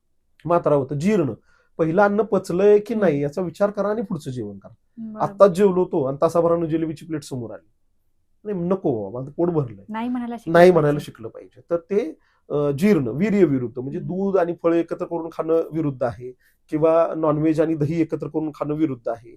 त्याच्यानंतर काय म्हणून आपण अलीकडे बऱ्याच लोकांना दूध भात मीठ एकत्र करून खायची सवय असते, दूध भात लोणचं एकत्र करून खातात, हे सगळं वीर्य विरुद्ध आहे. म्हणजे हे नक्की शरीराला अपायकारक आहे, घातक आहे. म्हणजे माझं तर इथपर्यंत पाहणं आलंय, सोरायसिसचे पेशंट दिसले की तुम्ही त्यांना विचारा की तुम्ही काय आवडीनं खाता. सोरायसिस म्हणजे तो काय? त्वचा विकार आहे बर. हा आणि ऑटोइम्युन डिसऑर्डर आहे. तर ते ह्या लोकांना जर आपण विचारलं ना तर बऱ्याच वेळा हे केळीचं शिकरण त्यांच्या खाण्यात सातत्यानं असतं. म्हणजे अपोजिट आहे. अपोजिट. तुम्ही दूध आणि केळी एकत्र केली की काळं पडतं ना मॅडम, हम्म. त्याला तार येत असते, तार विटलेल्या अन्नाला येते, साक्षात विटलेलं अन्न खाण्यासारखं येते. अरे तर वा. त्यामुळे तुम्ही काय खाता हे तुमच्या शरीरावरती पण डायरेक्टली आजकाल तर इम्पॅक्ट करतं. सरसकट मिल्कशेक पिताना लोक पण दिसतात. मग त्वचेचे दुखणे वाढल्याचं कारण पण तेच आहे ना. हम्म. अलीकडे स्किन डिसऑर्डर्स का वाढल्यात ते ह्या कारणांमुळे वाढल्या. हो. तर हे वीर्य विरुद्ध म्हणजे हे असं वीर्य विरुद्ध खायचं नाही. इष्ट देशे इष्ट सर्वोपकरणम लागणारं सगळं घेऊन छान ठिकाणी जेवायला बसा. हम्म. नाती द्रुतम नाती विलंबितम अगदी भरभर जेवण भरताय असंही नको आणि अगदी रेंगाळत जेवताय असं नको. मध्यम वेगात जेवा. डायबिटीसच्या पेशंटचा जो घाईनं जेवतोय त्याचा खाण्याचा वेग जर कमी केला ना तिकडे शुगर कंट्रोल यायला लागते. ठीक आहे, म्हणजे मध्यम वेगात जेवण ही इतकं महत्वाचं आहे. बर. अजल्पन म्हणजे जेवणाच्या मध्ये मध्ये थोडं थोडं पाणी पिलं पाहिजे. आणि तन मना भुंजिता म्हणजे तुमचं मन चित्त सगळं एकाग्र करून जेवण करा. हम्म. तुम्हाला बिर्याणीचा छान वास आला की तोंडाला पाणी सुटतं, बरोबर. गुलाबजाम बघितलं की तोंडाला पाणी सुटतं. म्हणजे तुम्ही काय बघता, काय वास घेता ह्याचा आणि तुमच्या पचनशक्तीचा संबंध आहे हे स्पष्ट आहे. बरोबर. मग ह्या केसमध्ये तुम्ही इथं जेवण करताय आणि तिकडे टीव्हीवर खून करायचं चाललंय. आता काय होईल? आता तोंडाला पाणी सलायविषयी येईल का भीतीचे हार्मोन सिक्रेट होतील? Excitement भीतीचे हार्मोन वाटेल. सिक्रेट. बरोबर. त्यामुळे जेवण हे एकाग्र चित्तानं करायची गोष्ट आहे. हम्म. म्हणजे म्हणूनच म्हणलं की जेवण हा काही टास्क नव्हे, हम्म. ते तुमचं काय म्हणूया शारीर मानसिक क्रिया आहे. बरोबर. त्याच्यात शरीर मन अंतःकरण एकाग्र होऊन ते करता आलं पाहिजे. तर बरोबर. तशा इतका खोलवर विचार जेवण करताना बरोबर. लोकांनी करायला नाही, ह्या पाहिजे. गोष्टी त्यामुळे महत्त्वाच्या टीव्ही मोबाईल 100% बंद करायला बंदच पाहिजे. पाहिजे. सो डायबिटीज झालेले जे रुग्ण आहेत, सो यांना काय म्हणजे वजन कमी केल्यानंतर काय बेनिफिट मिळतो? पण कसं आहे, पहिलं तर डायबिटीसमध्ये दोन गोष्टी आहेत. एक म्हणजे डायबिटीसचे प्रकार धरताना टाईप 1 डायबिटीस आणि टाईप 2 डायबिटीस असा भाग आहे. हम्म. तर टाईप 1 डायबिटीस जे आहे त्याच्यामध्ये जेनेटिकलीच त्यांच्यामध्ये प्रॉब्लेम असतो. इन्सुलिनचं जे काही स्त्रवण हम्म. व्यवस्थित व्हायला पाहिजे पॅनक्रियास कडून ते होत हम्म. नसतं. बर. पण टाईप 2 डायबिटीस जो आहे हम्म. हा जो आहे तो मेटाबॉलिक डिसऑर्डर आहे. म्हणजे हा तुमच्या जीवनशैलीतल्या काय म्हणू आपण चुकीच्या सवयी वगैरे ह्याच्यामुळे हा आपल्याला होत असतो. आणि तुमची सगळी जीवनशैली आणि तुमचं मेटाबॉलिझम चुकीचं काही गोष्टी त्यातल्या ह्याच्यामुळे ह्याचा परिपाक म्हणून तुम्हाला टाईप 2 डायबिटीस होत असतो. हम्म. तर हे आयुर्वेद नाही, मॉडर्न सायन्स सांगतं हम्म. की तुमच्या वजनाच्या 10% इतकं वजन जर तुम्ही कमी केलं हम्म. तर डायबिटीस रिव्हर्सल बसू शकतो. हम्म. म्हणजे डायबिटीस पूर्ण बरा होऊ शकतो. योगायोगानं आता गोष्ट कशी आहे मॅडम की HbA1c सारखी एक तपासणी आपल्याला उपलब्ध आहे, हम्म. ज्याच्यामध्ये तुम्ही pre diabetic, diabetic, non diabetic कोणत्या कॅटेगरीमध्ये मोडता हे हम्म. आपल्याला क्लिअरली कळू शकतं. बर. प्री डायबिटिक कंडिशन म्हणजे किती छान आहे की तुम्हाला कोणीतरी मारायला येण्या अगोदरच माहित झालंय की हम्म. आपल्यावर कोणतरी हल्ला करणार आहे, लगेच आपण आपली शस्त्र तयार ठेवूया ना. बरोबर.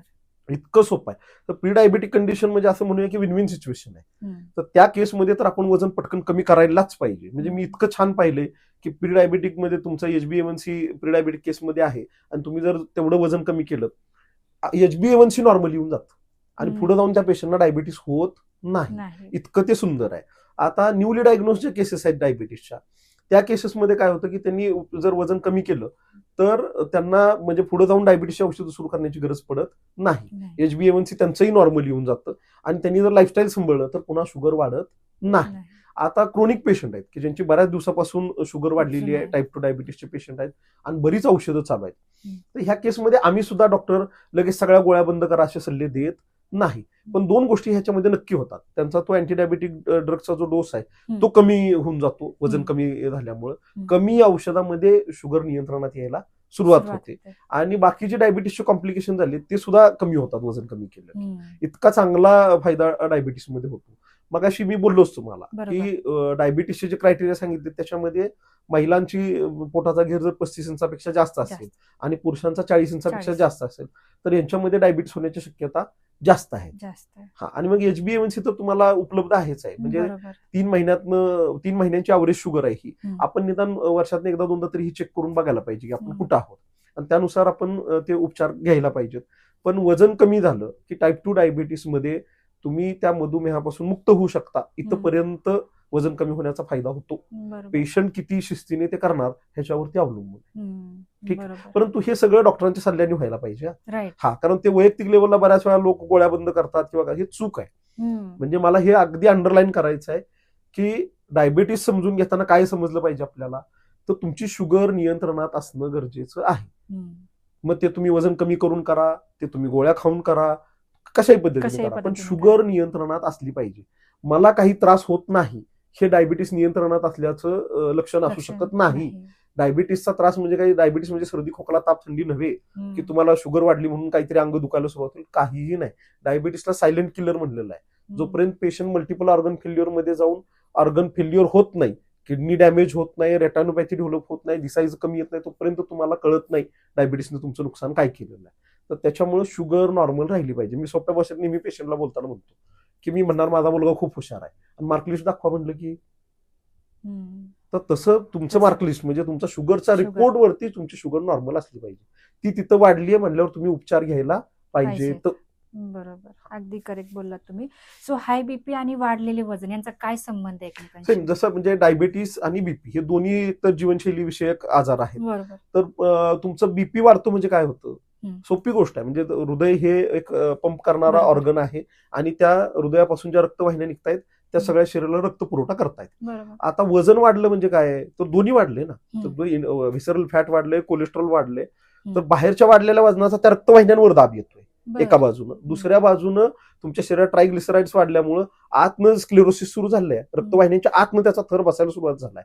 म्हणजे एका बाजूनं रक्तवाहिन्यांची रुंदी कमी होत चालली आतून वजन वाढल्यामुळे, कोलेस्ट्रॉल वाढल्यामुळे, आणि दुसऱ्या बाजूनं बाहेर शरीराचं वजन वाढलंय त्याचा दाब रक्तवाहिन्यांवर आहे. आणि ह्या सगळ्यामुळे शरीराला, हृदयाला रक्तपंप करताना कष्ट पडतायत. हे सगळं म्हणजे तुमचा काय म्हणू आपण, उच्च रक्तदाब, हायपरटेन्शन, बीपी म्हणतो आपण. आता मला सांगा, साहजिक गोष्ट आहे ना, जर तुमचं वजन कमी झालं तर त्या रक्तवाहिन्यांवरचा दाब कमी होणार आहे आणि ह्या बरोबरीनं इंटरनल रक्तवाहिन्यांच्या आतमध्ये जे काही कोलेस्ट्रॉल वाढलेलं आहे ते सुद्धा कमी होणार आहे आणि रक्त प्रवाह सुरळीत होऊन तुमचा बीपी नियंत्रणात येणार आहे. इतकं सुंदर. बीपीचे पेशंट कोण आहेत, स्ट्रेस फॅक्टरवाले पेशंट सोडता बाकी सगळे पेशंट म्हणजे ओबेज असणारेच पेशंट बीपीचे पेशंट आहेत. तर वजन वाढलेलं आहे. तर त्यामुळे वजन नियंत्रणात आलं की 100% तुमचं बीपी कंट्रोल होणार आहे. इतकं सुंदर भाग आहे. अगदी करेक्ट बोललात तुम्ही. आता बऱ्याच लोकांचं हे नेहमीच रडगाणं असतं की माझे गुडघे दुखते, माझे टाच दुखते आणि त्याला काही मी लय दवाखाने केले काय होत नाही. अशा लोकांसाठी तुमचं काय सल्ला? आता हे मी नेहमी सांगतो की मी कुठेतरी हात ठेवला आणि माझ्या बोटावर कुणीतरी येऊन बसलं आणि आता बोट दुखायला लागलं माझं, मी काय करायचं, इंजेक्शन गोळ्या खायच्या का? नाही. तर माणसाला म्हणायला पाहिजे ना, उठ बाबा माझं बोट दुखायला लागलं. बरोबर. तसं ज्या वेळेला तुमच्या शरीराच्या वजनापेक्षा 10 आणि 20 किलो वजन जास्त असेल त्यावेळेला त्याचा सगळा भार जो आहे तो तुमच्या गुडघ्यांवर, घोट्यांवर पडत असतो. ह्याच्या पलीकडे जाऊन मी आणखी बारकाईने ऑब्झर्व केलं की तुमचं पोट वाढलं म्हणून तुम्हाला मसल वाढून मिळत नाही.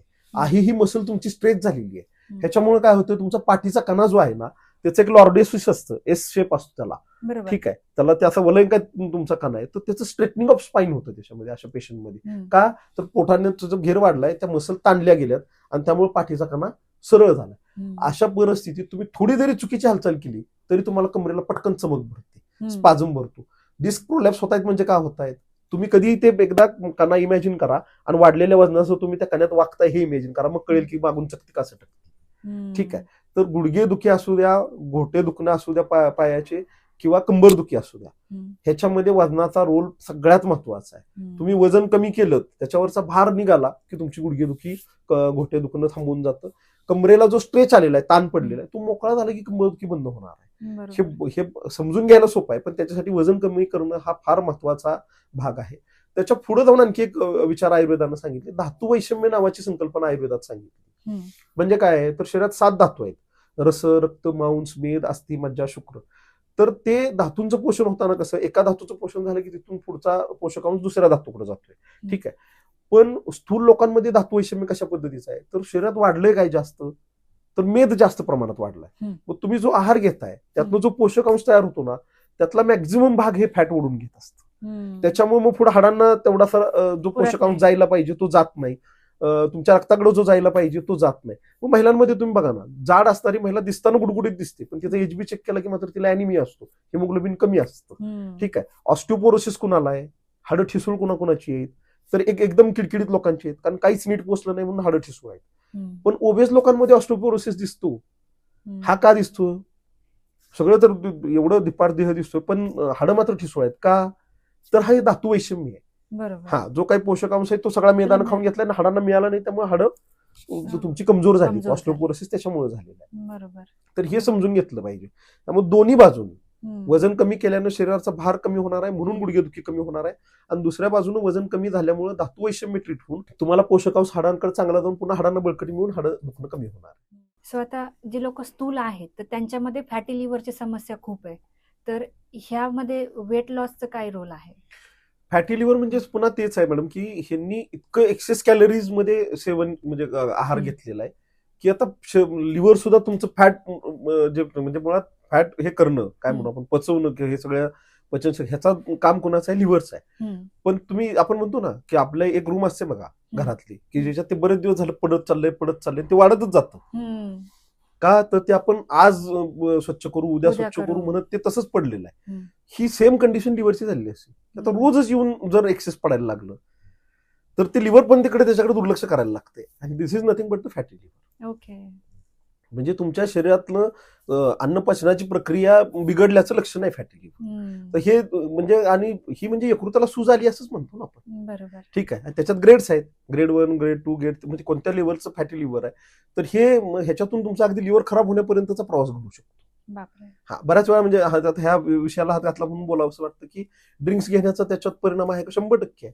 आमच्याकडे वेट लॉससाठी आलेले पेशंट मग म्हणतात की सर आम्ही ड्रिंक बंद करणं गरजेचं आहे. 100% गरजेचं आहे. तुमच्या ड्रिंक्सच्या त्या एका पेग मधून जाणाऱ्या कॅलरीज आणि बाहुबलीची थाळी बरोबरीत येऊन थांबतात. तर हे तुम्हाला वजन जर नियंत्रणात ठेवायचं आहे तर तुमच्या त्या गोष्टी सुद्धा आपण कंट्रोल करायला पाहिजे. बियर घेतल्यानंतर पोट वाढतं, हे तर हे सगळ्या लोकांना ते जग जाहीर असलेली गोष्ट आहे, इतकं आहे. तर ते अल्कोहोल इंटेक आहे, तुमचा काय म्हणू आपण एक्सेस तुम्ही आहार घेताय, ह्या सगळ्यांनीच फॅटी लिव्हर डेव्हलप होतं. पण एक चांगली गोष्ट आहे, मी माझ्या रुग्णांमध्ये मॅडम पाहिलं की वजन कमी झालं चांगल्या पद्धतीनं. बेसिकली मी म्हटलं तुम्हाला की उपचारांमध्ये आम्ही मेटाबॉलिझम वरतीच काम करतो, म्हणजे पचनशक्ती सुधारून आम्ही वजन कमी करून घेतोय. त्याच्यामुळं आमच्या उपचारांमध्ये यकृताचं काम चांगल्या पद्धतीनं सुधारतं आणि फॅटी लिव्हर नॉर्मल येतं. म्हणजे आम्ही सोनोग्राफी रिपोर्टमध्ये हे पाहिलंय की बाबा हे उपचार घेण्यापूर्वी हे फॅटी लिव्हर होतं, आणि नंतर ट्रीटमेंट संपल्यानंतर सोनोग्राफी केली, लिव्हर नॉर्मल कंडिशनला आलेलं आहे. पण ह्यासाठी हे सगळ्या गोष्टी करणं गरजेचं आहे. तुमचं जर चुकीचं व्यसन असेल तर ते तुम्हाला बंद करावं लागेल. तुम्हाला आहार नियंत्रणाचे काही जे नियम आहेत ते तुम्हाला स्वतःला पाळावे लागतील. या सगळ्या गोष्टी, व्यायामाचं रुटीन घालावं लागेल. हे केलं तर नक्की फॅटी लिव्हरवरती मात करता येईल. बरोबर. सो आता आपण बघतो की मुलं न होणे तसे जनरली लेडीजलाच ब्लेम केलं जातं, पण हे तर पुरुषांमध्ये पण आढळतं. मग यासाठी काय रिस्पॉन्सिबल आहे? इन्फर्टिलिटीमध्ये आता बऱ्याच गोष्टी येतात, म्हणजे त्याच्यात असं म्हणूया की आपण तो सुद्धा एक व्हास्ट विषय आहे. मग स्पर्म काउंट किती आहे तो चेक झाला पाहिजे, स्पर्मची मोटिलिटी कशी आहे ती चेक झाली पाहिजे. पण ह्याच्यातला एक फॅक्टर स्थूलता हा नक्की आहे. ठीक आहे. जर पुरुषाचं वजन जास्त असेल तर वंध्यत्वाच्या जवळ जाऊन पुरुष थांबतो, हा भाग आहे. दुसरी गोष्ट कशी आहे की वजन वाढलं की तुम्ही नॅचरली ऑब्झर्व करा की बॉडी टेम्परेचर एक नॉर्मल टेम्परेचर पेक्षा जास्तच राहतं. म्हणजे त्याच्यामध्ये अगदी थर्मोमीटर, पुरुषांना ती उष्णता शरीरात जास्त आहे असा प्रकार जाणवतच असतो. त्यामुळे ओव्हरऑल इफिशियन्सी त्याच्यामध्ये पुरुषांची कमी होते, हा भाग आहे. तर तशा पद्धतीने तो विचार केला पाहिजे की म्हणजे वजन वाढलं असेल तर प्रेग्नन्सी राहायला पुरुषांच्या बाजूने सुद्धा अडचण येते. म्हणजे मी पाहिलंय हे की बाबा फिमेल आहे, तिचं ओव्ह्युलेशन छान आहे, तिची सगळी फेमिनाईन बॅलन्स चांगला आहे, प्रेग्नन्सीसाठी लागणारे पॅरामीटर छान आहेत, आणि मेल फक्त जाड होता आणि त्या केसमध्ये प्रेग्नन्सी राहत नव्हती, काउंट थोडाफार इकडे तिकडे होता. तर वजन कमी केलं की तो काउंटही इम्प्रूव्ह झालाय आणि प्रेग्नन्सी राहिली. हे मी हम्म. माझ्या पाहण्यात आलेले उपचार करताना. त्याच्यामुळं वजन कमी करण्याचा तुमचा पुरुषांच्या बाजूनं प्रेग्नन्सी राहण्यामध्ये खूप सकारात्मक फायदा होतो. सो आता आपण थोडं अजून डीप जाऊयात की समजा आता महिलांमध्ये जर आपण म्हटलं की महिलांमध्ये मूल न होणं, तर आता ह्यासाठी तर पहिलं ते प्रिफरन्स देतात की आपण स्पेसिफिकली त्या स्पेशलिस्टकडे जाऊयात वगैरे. म्हणजे वजन वाढीमुळे मूल होत नाही हे तर फार शेवटी लक्षात येतं. नाही, मला जेवढं- आवर्जून मॅडम मला तुम्हाला ह्या बाबतीत सांगावं लागेल. तुम्ही म्हणला हा हा. मुद्दा आहे. म्हणजे माझ्याकडे एक केस आलेली होती, म्हणजे मला अजूनही ते आठवतंय. हम्म. साधारणतः 3 वर्ष त्या व्यक्तीने इन्फर्टिलिटीसाठी ट्रीटमेंट घेतलेली होती. एक्झॅक्टली. हा म्हणजे प्रेग्नन्सी कारण राहत तशी नाही separate म्हणून centers तीन आहेत. 3 वर्ष उपचार घेत होते. म्हणजे अगदी IUI करण्यापर्यंत ती गेली, पण त्यांनी वजन कमी केलेलं नव्हतं. हम्म. हेच पेशंट आमच्याकडे आलं. माझ्याकडे आल्यानंतर आम्ही आता आयुर्वेदातही इन्फर्टिलिटीसाठी उपचार देतो. म्हणजे बर. मला तुम्हाला आवर्जून सांगावं लागेल की पंचकर्मातले जे काही उपचार आहेत हे म्हणजे बीजशुद्धीचे उपक्रम म्हणून केले जातात. म्हणजे मी वजन कमी झाल्यानंतर काही महिलांमध्ये थोडंफार कधी कधी ओव्ह्युलेटरी प्रॉब्लेम हार्मोन्समुळे राहिला, अशा केसमध्ये वमन करून घेतलं तर खूप सुंदर पद्धतीने ओव्ह्युलेशन महिलांना होतं. इतकं मी हे पाहिलेलं आहे. पण महत्वाचा भाग कुठला होता, मी म्हणलं ती केस त्यांनी आल्यानंतर मी त्यांना म्हणलं की चला आपण इन्फर्टिलिटीचे उपचार नंतर करूया, प्रेग्नन्सीचा विचार थोडा नंतर करू, आधी आपण वजन कमी करून घेऊया. तर साधारणतः 3-1 महिन्याची ट्रीटमेंट झाल्यानंतर 23 किलो वजन त्या लेडीचं कमी झालं. बापरे. 4थ्या महिन्याची औषधं घेऊन गेली आणि 15 दिवसांनी UPT पॉझिटिव्ह असल्याचा रिपोर्ट घेऊन आले बापरे. आणि व्यवस्थित कन्सिव्ह झाले आणि छान प्रेग्नन्सी राहून मूल झालं व्यवस्थित. म्हणजे आम्हाला त्यांची इन्फर्टिलिटी वेगळी ट्रीटच करावी लागली नाही. तर 23 किलोचा जो वेट लॉस झाला त्याच्याने छान ओव्ह्युलेशन व्हायला लागलं आणि प्रेग्नन्सी राहून गेली. म्हणजे तुम्ही समजून घ्या की महिलांमध्ये वजन कमी होण्याचा किती महत्वाचा रोल आहे. म्हणजे तुम्ही काय करायला जाता, तुम्ही प्रेग्नन्सी राहत नाही म्हणून पुढे IUI करायला जाता, IVF करायला जाता, पण तुम्ही तुमच्या लेवलला तुम्ही ते वजन कमी करत. बरं, मुद्दा मॅडम समजून घ्या, भले तुम्ही IVF केलं वजन जास्त असताना आणि प्रेग्नन्सी राहिली तर पुन्हा प्रॉब्लेम येतो. कारण 3rd ट्रायमिस्टर मध्ये जर तुमचं वेट खूप जास्त असेल तर त्याच्यामुळे काय होतं, तुम्हाला 3rd ट्रायमिस्टर मध्ये BP तुमचा वाढतो आणि मग पुन्हा सिझेरियनचा निर्णय घ्यायला इतक्यापर्यंत ती आहे. तर त्याच्यामुळं महिलांनी प्रेग्नन्सीच्या कुठल्याही टप्प्यावर जरी त्या आहेत तर त्यांनी वजनाचा विचार 100% करायला पाहिजे. डॉक्टर मला हे सांगा की आता आपण आतापर्यंत मोठ्यांबद्दल बोललो, काम करणारे महिला यांच्या सगळ्यांबद्दल बोललो, आजकाल लहान मुलांमध्ये सुद्धा प्रॉब्लेम दिसायला लागलेत, मग याचं काय कारण आहे? 2 गोष्टी आहेत ह्याच्यामध्ये. एक म्हणजे ओव्हर न्यूट्रिशन हा भाग आहेच आहे आणि त्यातही जंक फूड खाणं हे मुलांचं फार जास्त होतं अलीकडं. आपण काय होतं, मुलांना प्रेमाखातीर सगळ्या गोष्टी देत जातो, पण त्यामुळे आहाराच्या सवयी मुलांच्या खरंच खूप बिघडत चाललेली आहे. बरं, हे सगळं जंक फूड म्हणजे त्याच्यामध्ये मिठाचं प्रमाण खूप जास्त जातं, किंवा आपण असं म्हणूया की कॅलरी कंटेंट ओव्हरऑलच खूप जास्त जातो. त्याच्यामुळे खरं तर मुलांमध्ये ओबेसिटी आहे. दुसरं, तुम्ही आठवा तुमचं आणि माझं बालपण आठवा. जर रविवारचा दिवस आहे तर तो तुम्ही तुमच्या आणि माझ्या बालपणातला आठवा आणि आत्ताच्या मुलांचा आठवा. रविवारी सकाळी आपण घरातनं नाश्ता जेवण करून बाहेर पडलो की आपण घरी कधी यायचो आपल्याला माहिती, म्हणजे दिवस सूर्य मावळतीला गेल्यानंतरच आपण घरात यायचो. आज ह्या मुलांचं मैदानी खेळ हा प्रकार पूर्ण बंद झालेला आहे. शहरांमध्ये तर दोन्ही बाजूनी अवघड आहे ते, म्हणजे तेवढी मैदानही उपलब्ध नाहीयेत आणि मुलांनाही तो म्हणजे उत्साह नाहीये की जाऊन आपण मैदानावर खेळलं पाहिजे. म्हणजे खेळ सुद्धा आपल्याला आता व्हर्च्युअली खेळता येतो. तर त्याच्यामुळे काय झालं की व्यायामाचा अभाव हे सगळ्यात मोठं कारण आहे. आणि मला असं वाटतं की नुसतं ओबेसिटी म्हणून नव्हे, पण मैदानावर खेळल्यानंतर तुम्हाला तुमच्या जे शरीरात काही धमक आहे जी म्हणतो आपण ती जी कळते, ती तुम्हाला घरात बसून मोबाईलवर गेम खेळण्यानं कळणार नाहीये. तुमच्या काय म्हणू आपण ऑनलाईन गेमचा स्कोर किती हा काही तुमच्या हेल्थचा निकष असू शकत नाही. तर तसं मैदानावर तुम्ही किती चांगल्या पद्धतीने खेळता, 100 मीटर रनिंग मध्ये तुम्ही किती चांगल्या पद्धतीने पळू शकता, 400 मीटर रनिंग तुम्ही किती चांगल्या पद्धतीने करू शकता, लांब उडी मारता येते की नाही, उंच उडी मारता येते की नाही, हे बघितलं गेलं पाहिजे. पण हे होत नाहीये दुर्दैवानं अलीकडं. सगळ्यात महत्वाचा भाग कसा आहे, मोकळ्या हवेत खेळताना तुमचं ऑक्सिजन इंटेक जो आहे तो खूप चांगल्या पद्धतीनं होतो आणि त्याने फुफ्फुसांची क्षमता सुधारते. अलीकडे तुम्ही बघा, दमेकरी मुलं, लहान मुलांमध्ये बालदमा आहे म्हणून आपण लगेच त्यांना उपचार करायला सुरुवात करतो. ह्यामध्ये कुठेतरी आपण त्या शरीराची इफिशियन्सी कमी पडते आणि इफिशियन्सी म्हणजे त्याची क्षमता जर सुधारायची असेल तर त्याला काहीतरी काम द्यायला पाहिजे ना. मला जर माझं मसल चांगलं व्हावं वाटत असेल तर मी दंड बैठका जोर मारतोय ना, त्याला ताण देतोय, त्यावेळेला कुठेतरी जाऊन दंडाची मसल सुधारते. तसं लहान मुलांचा तर जडणघडणीचा काळ आहे. म्हणजे तो दोन्ही, म्हणजे बौद्धिक दृष्ट्या आहे, मानसिक दृष्ट्या आहे, पण तितकाच तो शारीरिक दृष्ट्या पण आहे. आणि ती जर शारीरिक वाढ मुलांची चांगल्या पद्धतीने होणं गरजेचं आहे, तर फक्त खाण्याच्या पातळीवर नव्हे, शारीरिक व्यायामाचा त्याच्यामध्ये अंतर्भाव असला पाहिजे आणि खाणं जे आहे ते आरोग्यदायी खाणं असलं पाहिजे. हा, मग ह्याच्यात मला आणखी एक गोष्ट काय सांगावीशी वाटते सगळ्या म्हणजे मातांना, की थोडे तुम्ही अल्टरनेटिव्ह पर्याय वापरा ना. म्हणजे दोन्हीचं काहीतरी समन्वय घालता येतो. चला, पालकाची भाजी खात नाही, पालकाची पुरी खातो, पालकाची पुरी करून द्या. मला पनीरची भाजी आवडत नाही पण पनीरचा पराठा आवडतो, तसं बनवून द्या. इथपर्यंत ते ठीक आहे. पण तो आज भाजी पोळी खात नाही म्हणून मी डब्याला मॅगी बनवून देते, ठीक आहे, किंवा डब्यात मी केक पेस्ट्रीज घालून देते, ही कितपत योग्य आहे? तर ह्या गोष्टींचा फार बारकाईने विचार व्हायला पाहिजे की आपण आपण खाल्लेले पदार्थ आठवा. मला बोर्नव्हिटा पहिलं खाल्लेलं आठवतं, ते म्हणजे माध्यमिकला असताना खाल्लेलं आठवतं. नाहीतर 8वी-9वी पर्यंत मला बोर्नव्हिटा माहित नव्हतं. बरोबर. म्हणजे आपण दूध असंच घ्यायचो वेलची साखर घालून बरोबर. आणि खूप छान लागायचं ते. तर तसा भाग आहे की पहिलं तर खाण्याच्या ज्या सवयी आहेत आपल्या मुलांच्या, ह्या खूप बारकाईनं तपसायला पाहिजेत. म्हणजे त्याच्यावरती बोलेल तेवढं कमी आहे. चिप्स सारखी गोष्ट आहे. म्हणजे जे भाजीत आपण चिमूटभर मीठ घेतो, तुमचे चिप्स बनवताना चिप्स भांड्यात टाकले तर वरून मीठ स्प्रिंकल केले आणि हलवून तुम्हाला खायला दिले, डायरेक्ट मीठ कंझ्युम करताय तुम्ही चिप्स बरोबर. बरोबर. ठीक आहे, तेलाचा अंश किती जातोय हा भाग त्याच्यातनं बघितला गेला पाहिजे. ते कुरकुरे वगैरे हा सगळा प्रकार, त्याच्या घसे बिघडत आहेत मुलांचे, म्हणजे काय होतंय, बरोबर. खराब तेल खाण्यामध्ये येते ना, खराब मसाला घशाला कुठेतरी लागतोय, मग तुमचे घसे बिघडत आहेत. तर हे इतका बारकाईने त्याचा विचार व्हायला पाहिजे. चॉकलेट मधनं जाणाऱ्या कॅलरीज बघायला पाहिजेत ना आपण. खेळणारी मुलं आहेत, वाढीचं वय आहे, त्यांना काय पचतंय, म्हणून काय खायला घालायचं हे पहिलं आपण ठरवलं पाहिजे ना. तर पहिलं म्हणजे मुलांच्या खाण्याचा विचार फार बारकाईनं करायला पाहिजे. दुसरा भाग, मुलांना व्यायाम, शरीर म्हणजे मैदानी खेळ जे आहेत ते मुलांचे खेळले गेले पाहिजेत. आणि मग ते म्हणू आपण त्या मुलांचं काय वजन नियंत्रणात राहील. आणि त्यातनं वजन वाढलंच मुलांचं, तर मुलांच्या बाबतीत सुद्धा आपल्याला हा विचार करता येतो उपचार घेण्याचा. पण तरी मी त्याच्यामध्ये काय म्हणू आपण, एक वयाची मर्यादा जी आहे ती आम्ही लक्षात घेतो. अगदीच काय म्हणू आपण 8 आणि 10 वर्षाच्या खालची जी मुलं आहेत त्यांना काय आम्ही उपचार सजेस्ट करत नाही, शक्यतो देत नाही. मी जनरली त्या केसमध्ये एक मात्र आहे की बाबा ट्रीटमेंट, कारण बऱ्याच वेळा ह्या मुलांमध्ये काय असतं, पोटात वर्म्स असतात, जंत असतात. तर आम्ही त्याच्यामध्ये मी बघितले, नुसती हे ॲलोपॅथीची जंताची औषधं खाऊन काय होतं, एक साधारणतः 12 ते 24 तास 48 तासापर्यंत त्या जंतांना गुंगी येत असते. त्याच्यात पोट साफ झालं तरच ह्या मुलांचे जंत पडतात, अन्यथा जंत पडत नाहीत, तसेच राहतात जंत, पुन्हा ऍक्टिव्ह होतात आणि ते पुन्हा काम चालू होतं. मग ह्याच्यामुळं मुलांना बऱ्याच वेळा शी साफ होत नसते, संडासच्या जागी आग होत असते, बऱ्याच गोष्टी असतात.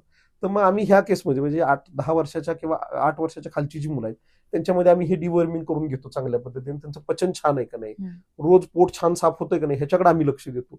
तुम्ही ह्या वयोगटातली मुलं बघा, आता ह्यांच्या शाळा एकतर सकाळी आहेत, ही रात्री लवकर झोपत नाहीत, मग सकाळी उठलं की ह्यांना शी साफ होत नाही, दुपारी आल्यानंतर ह्यांचं पोट साफ होतंय. तर हे म्हणजे ढकलून पोट साफ करून घेणं आहे. नैसर्गिक पोट साफ होणं काय प्रकार आहे, तर ते सकाळीच स्कूलला जाण्याआधी पोट छान साफ मुलांना व्हायला पाहिजे. तर ते मग अशा केसेसमध्ये आम्ही मुलांचं डिवर्मिंग करून घेतोय. पोट छान साफ होण्याचं कसं रुटीन बसेल ह्याच्यासाठी आम्ही उपचार करतो. आणि ते बरोबर म्हणजे मुलांना जसे काय लो डोस औषधं द्यायला पाहिजे तशा पद्धतीची औषधं देऊन आम्ही करून घेतो. 10 वर्षाच्या 12 वर्षाच्या पुढची जी मुलं आहेत ना, त्यांना आम्ही वजन कमी होण्यासाठी सुद्धा उपचार देतो. मग त्यांचं सगळं खाण्याचं रुटीन, व्यायामाचं रुटीन आणि त्या बरोबरीनं औषध असं केल्यानंतर ह्या मुलांमध्ये सुद्धा वजन चांगल्या पद्धतीने कमी होतं. पण 10 वर्षाखालची जी मुलं आहेत ना, त्यांचं पचन नीट होतंय का हेच केलं जातं, बघितलं जातं. त्याच्यासाठीच उपचार दिला जातो. वर्म्स आहेत का त्याच्यासाठी उपचार दिला जातो. आणि खाण्याचं महत्वाचं सगळं जे आहे, काय खाणं पिणं लहान मुलांचं झालं पाहिजे किंवा काय चुकतंय हे आम्ही पालकांच्या चांगल्या पद्धतीनं लक्षात आणून देतो. आणि तसं जीवनशैली आणि ते सगळं जर बदललं ना, तर खूप चांगल्या पद्धतीनं लहान मुलांच्या मधली स्थूलता नियंत्रित करता येते. आणि ती जीवनशैली घातली ना, मुलं पुन्हा जाड होत नाहीत. बरोबर. इतकं सुंदर आहे ते. पण तो तसा विचार करायला पाहिजे. आणि काय मी नेहमी म्हणतो पालकांना, तुम्ही लाड कशाचा करा, तर तुम्ही लाड त्यांना जे काय म्हणू आपण सपोर्टिव्ह नेचर जे आहे आपलं, चला त्याला वाचनाची आवड आहे, त्याला पुस्तक आणून द्या, त्याला हेल्दी खायला आवडते ते तुम्ही त्याला प्रोव्हाइड करा, इथंपर्यंत. पण काही देणं म्हणजे लाड असू शकत नाही. तर ह्या गोष्टी आपण समजून घेतल्या पाहिजेत. मुलांच्या हट्टासाठी त्यांना मागेल ती गोष्ट उपलब्ध करून देणं हे कुठेतरी आपण थांबवलं. म्हणजे सुखकारक गोष्टी आणि हितकारक गोष्टी हे डिफरन्शिएट करता आले पाहिजेत. सगळ्यात सुखकारक गोष्टी ज्या आहेत त्या शरीराला चांगल्या असू शकत नाहीत. हितकारक असणाऱ्या गोष्टी कदाचित सुखकारक नसतील. म्हणजे कारल्याची भाजी खाणं हे काही कदाचित जिभेला चांगलं नसेल, पण ते शरीराला चांगलं असू शकतं ना. तर ते सुखकारक गोष्टींच्या बरोबरीने आपण हितकारक गोष्टींची सवय मुलांना लावता आली पाहिजे. पोळी भाजी वरण भात हे जे काही खाणं होतंय ह्यातनं जे न्यूट्रिशन होतंय ते बाकीच्या आहारातून होऊ शकत नाहीये. ठीक आहे, हा नक्की ड्रायफ्रुट्स द्या. त्याच्यानंतर आपण म्हणतो ना, म्हणजे खाण्यामध्ये त्यांच्या डायव्हर्सिफिकेशन आणा. तुम्ही घावन बनवू शकता, मुगाचे लाडू बनवू शकता, डिंकाचा लाडू बनवू शकता, ड्रायफ्रुटचा लाडू बनवू शकता. हे करा ना, डेफिनेटली हे वर्कआउट होणार आहे. म्हणजे त्यांना बाकी काहीतरी काय म्हणू पॅक फूड देण्यापेक्षा किंवा जंक फूड देण्यापेक्षा आपण आपल्या आहारामध्ये व्हरायटी आणूया ना. बरोबर. वेगवेगळ्या पद्धतीचे डोसे बनवू, घावन बनवू. हम्म. आता अलीकडे ते होत नाही. कुरडया घालायला लागल्यानंतर तुमची माझी आई आपण जाऊन तो आवर्जून चिक खायचो. बरोबर. सगळ्यात पौष्टिक आहे तो. बरोबर. साखर घालून दिला तर खायला चवीला पण चांगला आहे तो. अशा गोष्टी कधीतरी करायला पाहिजेत ना. तर हे वेगळंच काही मुलांसाठी करायचं म्हटलं तर हा एफर्ट घ्यायला पाहिजे. अशा पद्धतीनं बरोबर. मुलांच्या आहाराचा विचार करायला पाहिजे. नक्की आपण मुलांचं वजन नियंत्रणात ठेवू शकतो. अगदी करेक्ट बोललात तुम्ही आणि हे खूप इम्पॉर्टंट पण गोष्ट आहे.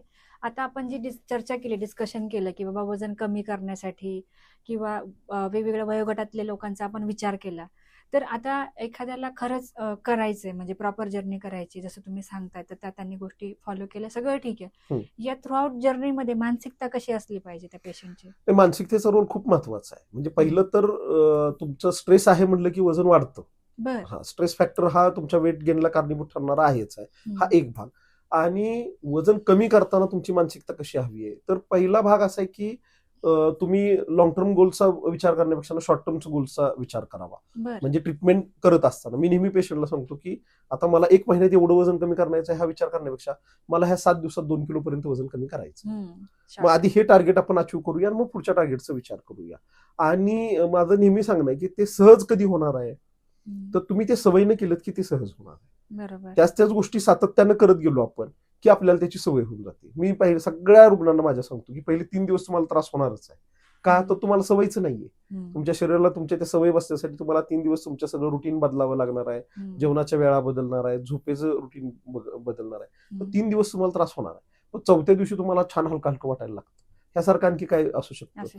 तर त्यामुळं ही पॉझिटिव्हिटी ही पाहिजे. आणि कोणतंही काम तुम्ही हातात करायला घेतल्यानंतर ते म्हणतो ना आपण मनात हरलेले रणात जिंकू शकत नाही. बरोबर. तर तुमच्या मनात पहिलं पाहिजे की मला हे अचीव्ह करायचं, की मग आपण शांततेने त्या दिशेने वाटचाल चालू ठेवतो. आणि काय म्हणू आपण स्लोली पण कन्सिस्टंट म्हणजे सातत्यपूर्ण काम करत राहणं जो प्रकार आहे तो आपण तसा ठेवला पाहिजे. आणि मी नेहमी सांगतो पेशंटला की रोज अजिबात वजन बघू नका, अजिबात पोटाचा घेर रोज चेक करू नका. 7 दिवसांनीच चेक करा. तो पेशन्स पण ठेवला पाहिजे आपण. मग ते 7-7 दिवसांनी चेक केलं की आपल्याला कळतं की अरे एवढं वजन कमी होतंय छान. मग तसं करत गेलं ना की म्हणजे इमॅजिन करा, मी मगाशी तुम्हाला उदाहरण सांगितलं, माझ्याकडे एक लेडीने 1 वर्ष पूर्ण औषधं खाल्ली. त्यातलं 1-2 महिने इकडे तिकडे झालं होतं, कारण घरात काहीतरी लग्न कार्य असल्यामुळे त्या महिन्यात फॉलो करता आलं नाही. आणखी काहीतरी उपवास होतो कुठल्या महिन्यात म्हणून ते इकडे तिकडे झालं. पण 8-9 महिने कन्सिस्टंटली औषधं खाऊन व्यवस्थित हे करून 50 किलो पर्यंत वेट लॉस करेपर्यंत जर माणूस पेशंट सांभाळू शकतो आणि मानसिकता सांभाळू शकतो, तुम्ही आम्ही का नाही करू शकत? करू शकतो. म्हणजे त्या पेशंटने मला स्वतःच विश्वास दिला की अरे बापरे मी एवढं चांगलं हे करू शकतो म्हणून. तर हे आहे ना, फक्त त्याच्यासाठीच काय की आपण मला असं वाटतं की डिस्ट्रॅक्शन जे आहेत ना त्यांच्याकडे दुर्लक्ष करायला पाहिजे. ते आपण आता तुम्ही पण म्हणजे बऱ्याचशा ह्या गोष्टींमध्ये काय लेक्चर्स घेता किंवा काय ते म्हणजे ज्या बेडकाला ऐकायला येत नाही त्याची कथा तुम्ही पण मी पण ऐकली की ते खांबावर चढायचं असतं, सगळी बेडकं वर चढण्याचा प्रयत्न करतात, बाकीचे खालून ओरडत असतात पडशील पडशील, मग ते चढत नाहीत. आणि एक बेडूक मात्र बाहेर असतो, तो मात्र पटकन चढून जातो. तर आपल्याला ह्या निगेटिव्ह थॉट्स किंवा डिस्ट्रॅक्शन असं वजन कमी होतं का आणि हे जे आहे हे सगळं सोडलं पाहिजे. किती दिवस पाळणार खाण्याचं नाही. एकदा मी ठरवलं ना की मी पुढच्या 1 महिन्यात मी ठरवेल तेच खाणार, दुसरं कोण काय म्हणतं ते मी नाही खाणार. ते म्हणतात ना ज्याचं खाण्यावर जिभेवर नियंत्रण आहे तो जगात सगळं मिळवू शकतो. ते असणं फार गरजेचं नाही. मी परवा माझ्या सोशल मीडियाला ते छान सांगितलं होतं की उद्या तू जग जिंकशील, आज तू स्वतःशी हरू नको. बरोबर. अगदी करेक्ट. तर ते महिन्याच्या शेवटी तुम्ही टार्गेट अचीव्ह केलेलं असेल, बरोबर, पण आज हरायचं नाही हे पहिलं लक्षात ठेवलं. अगदी करेक्ट. मला नेहमी वाटतं की तुमचं लॉंग टर्म गोल पेक्षा त्यासाठी तुम्ही आज दिवसभरात काय केलं म्हणजे यश. आपल्या बाजूला मॅडम जी कुणी काही एक्स्ट्रॉर्डनरी माणसं आहेत ना, हे काय ह्यांना काही वेगळा मेंदू आहे 100 ग्रॅम जास्त किंवा शरीरामध्ये 500 ml जास्त रक्त आहे, काहीही नाही. They are having extraordinary habits. बरोबर. त्यांच्याकडे काहीतरी 4 वेगळ्या सवयी आहेत ज्या त्यांनी सातत्यानं जोपासलेल्या, तर त्याच्या बळावर ही माणसं एक्स्ट्रॉर्डनरी झाली. असं आज कुणी उठून वेगळं काय म्हणजे उसेन बोल्टला आणि तुम्हाला आणि मला सारखेच मसल दिलेत देवानं, सारखेच पाय दिलेत, पण त्यानं तेवढं त्या बॉडीला ट्रेन केलं की मला एवढ्या वेगात पळायचं, संपलं. तर इतकंच आहे ते. तर तो करू शकतो तर मी का नाही करू शकतो, संपलं. तर ज्यांच्याकडे म्हणजे मी म्हटलं ना मॅडम, मी नेहमी पेशंटला म्हणतो की मी तुमच्या वजन कमी करण्याच्या प्रवासात मी तुमच्या सोबत आहे, पण कधी तर तुम्ही त्या दिशेने प्रवास करताय तर मी तुमच्या सोबत आहे. तुम्ही खुर्चीत बसले आणि म्हणजे तुमचा आत्मविश्वास कमी काढून हात गाळून बसले तर मी तुमच्या बरोबर असून काय उपयोग. अगदी करेक्ट. तर मार्गदर्शक म्हणून मी नेहमी तुमच्या त्या एफर्ट मध्ये जिथं कुठं अडचणी तिथं मी तुमच्या बरोबर आहे. काही शंका आली तर मला फोन करा म्हणतो मी.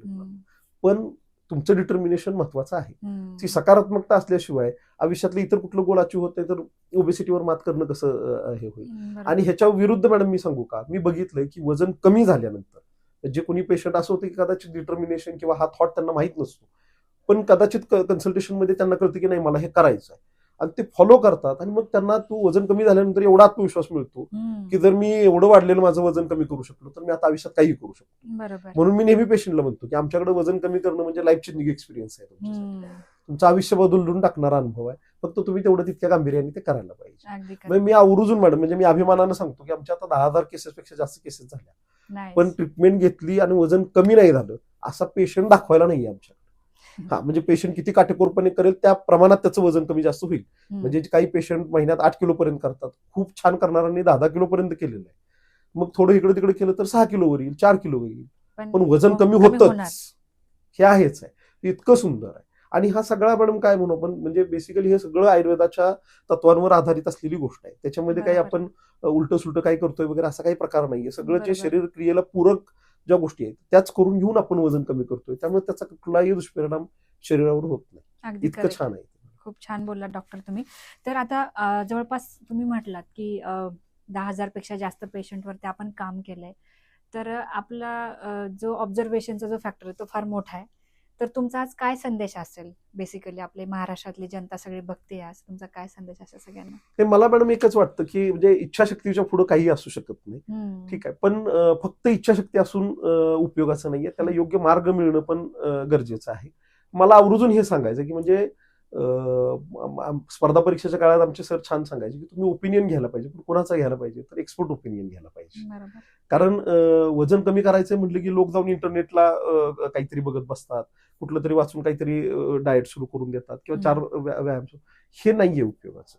त्याला शास्त्रीय विचार आहे त्याच्यासाठीचा, तो आपण आत्मसात केला पाहिजे. आणि मी म्हणलं जसं इच्छाशक्तीला योग्य मार्गाची जोड जर तुम्ही दिली तर तुम्ही चांगल्या पद्धतीनं ते वजन कमी करू शकता. आणि केवळ म्हणजे काय म्हणू आपण ओबेसिटीसाठीच असं नाही.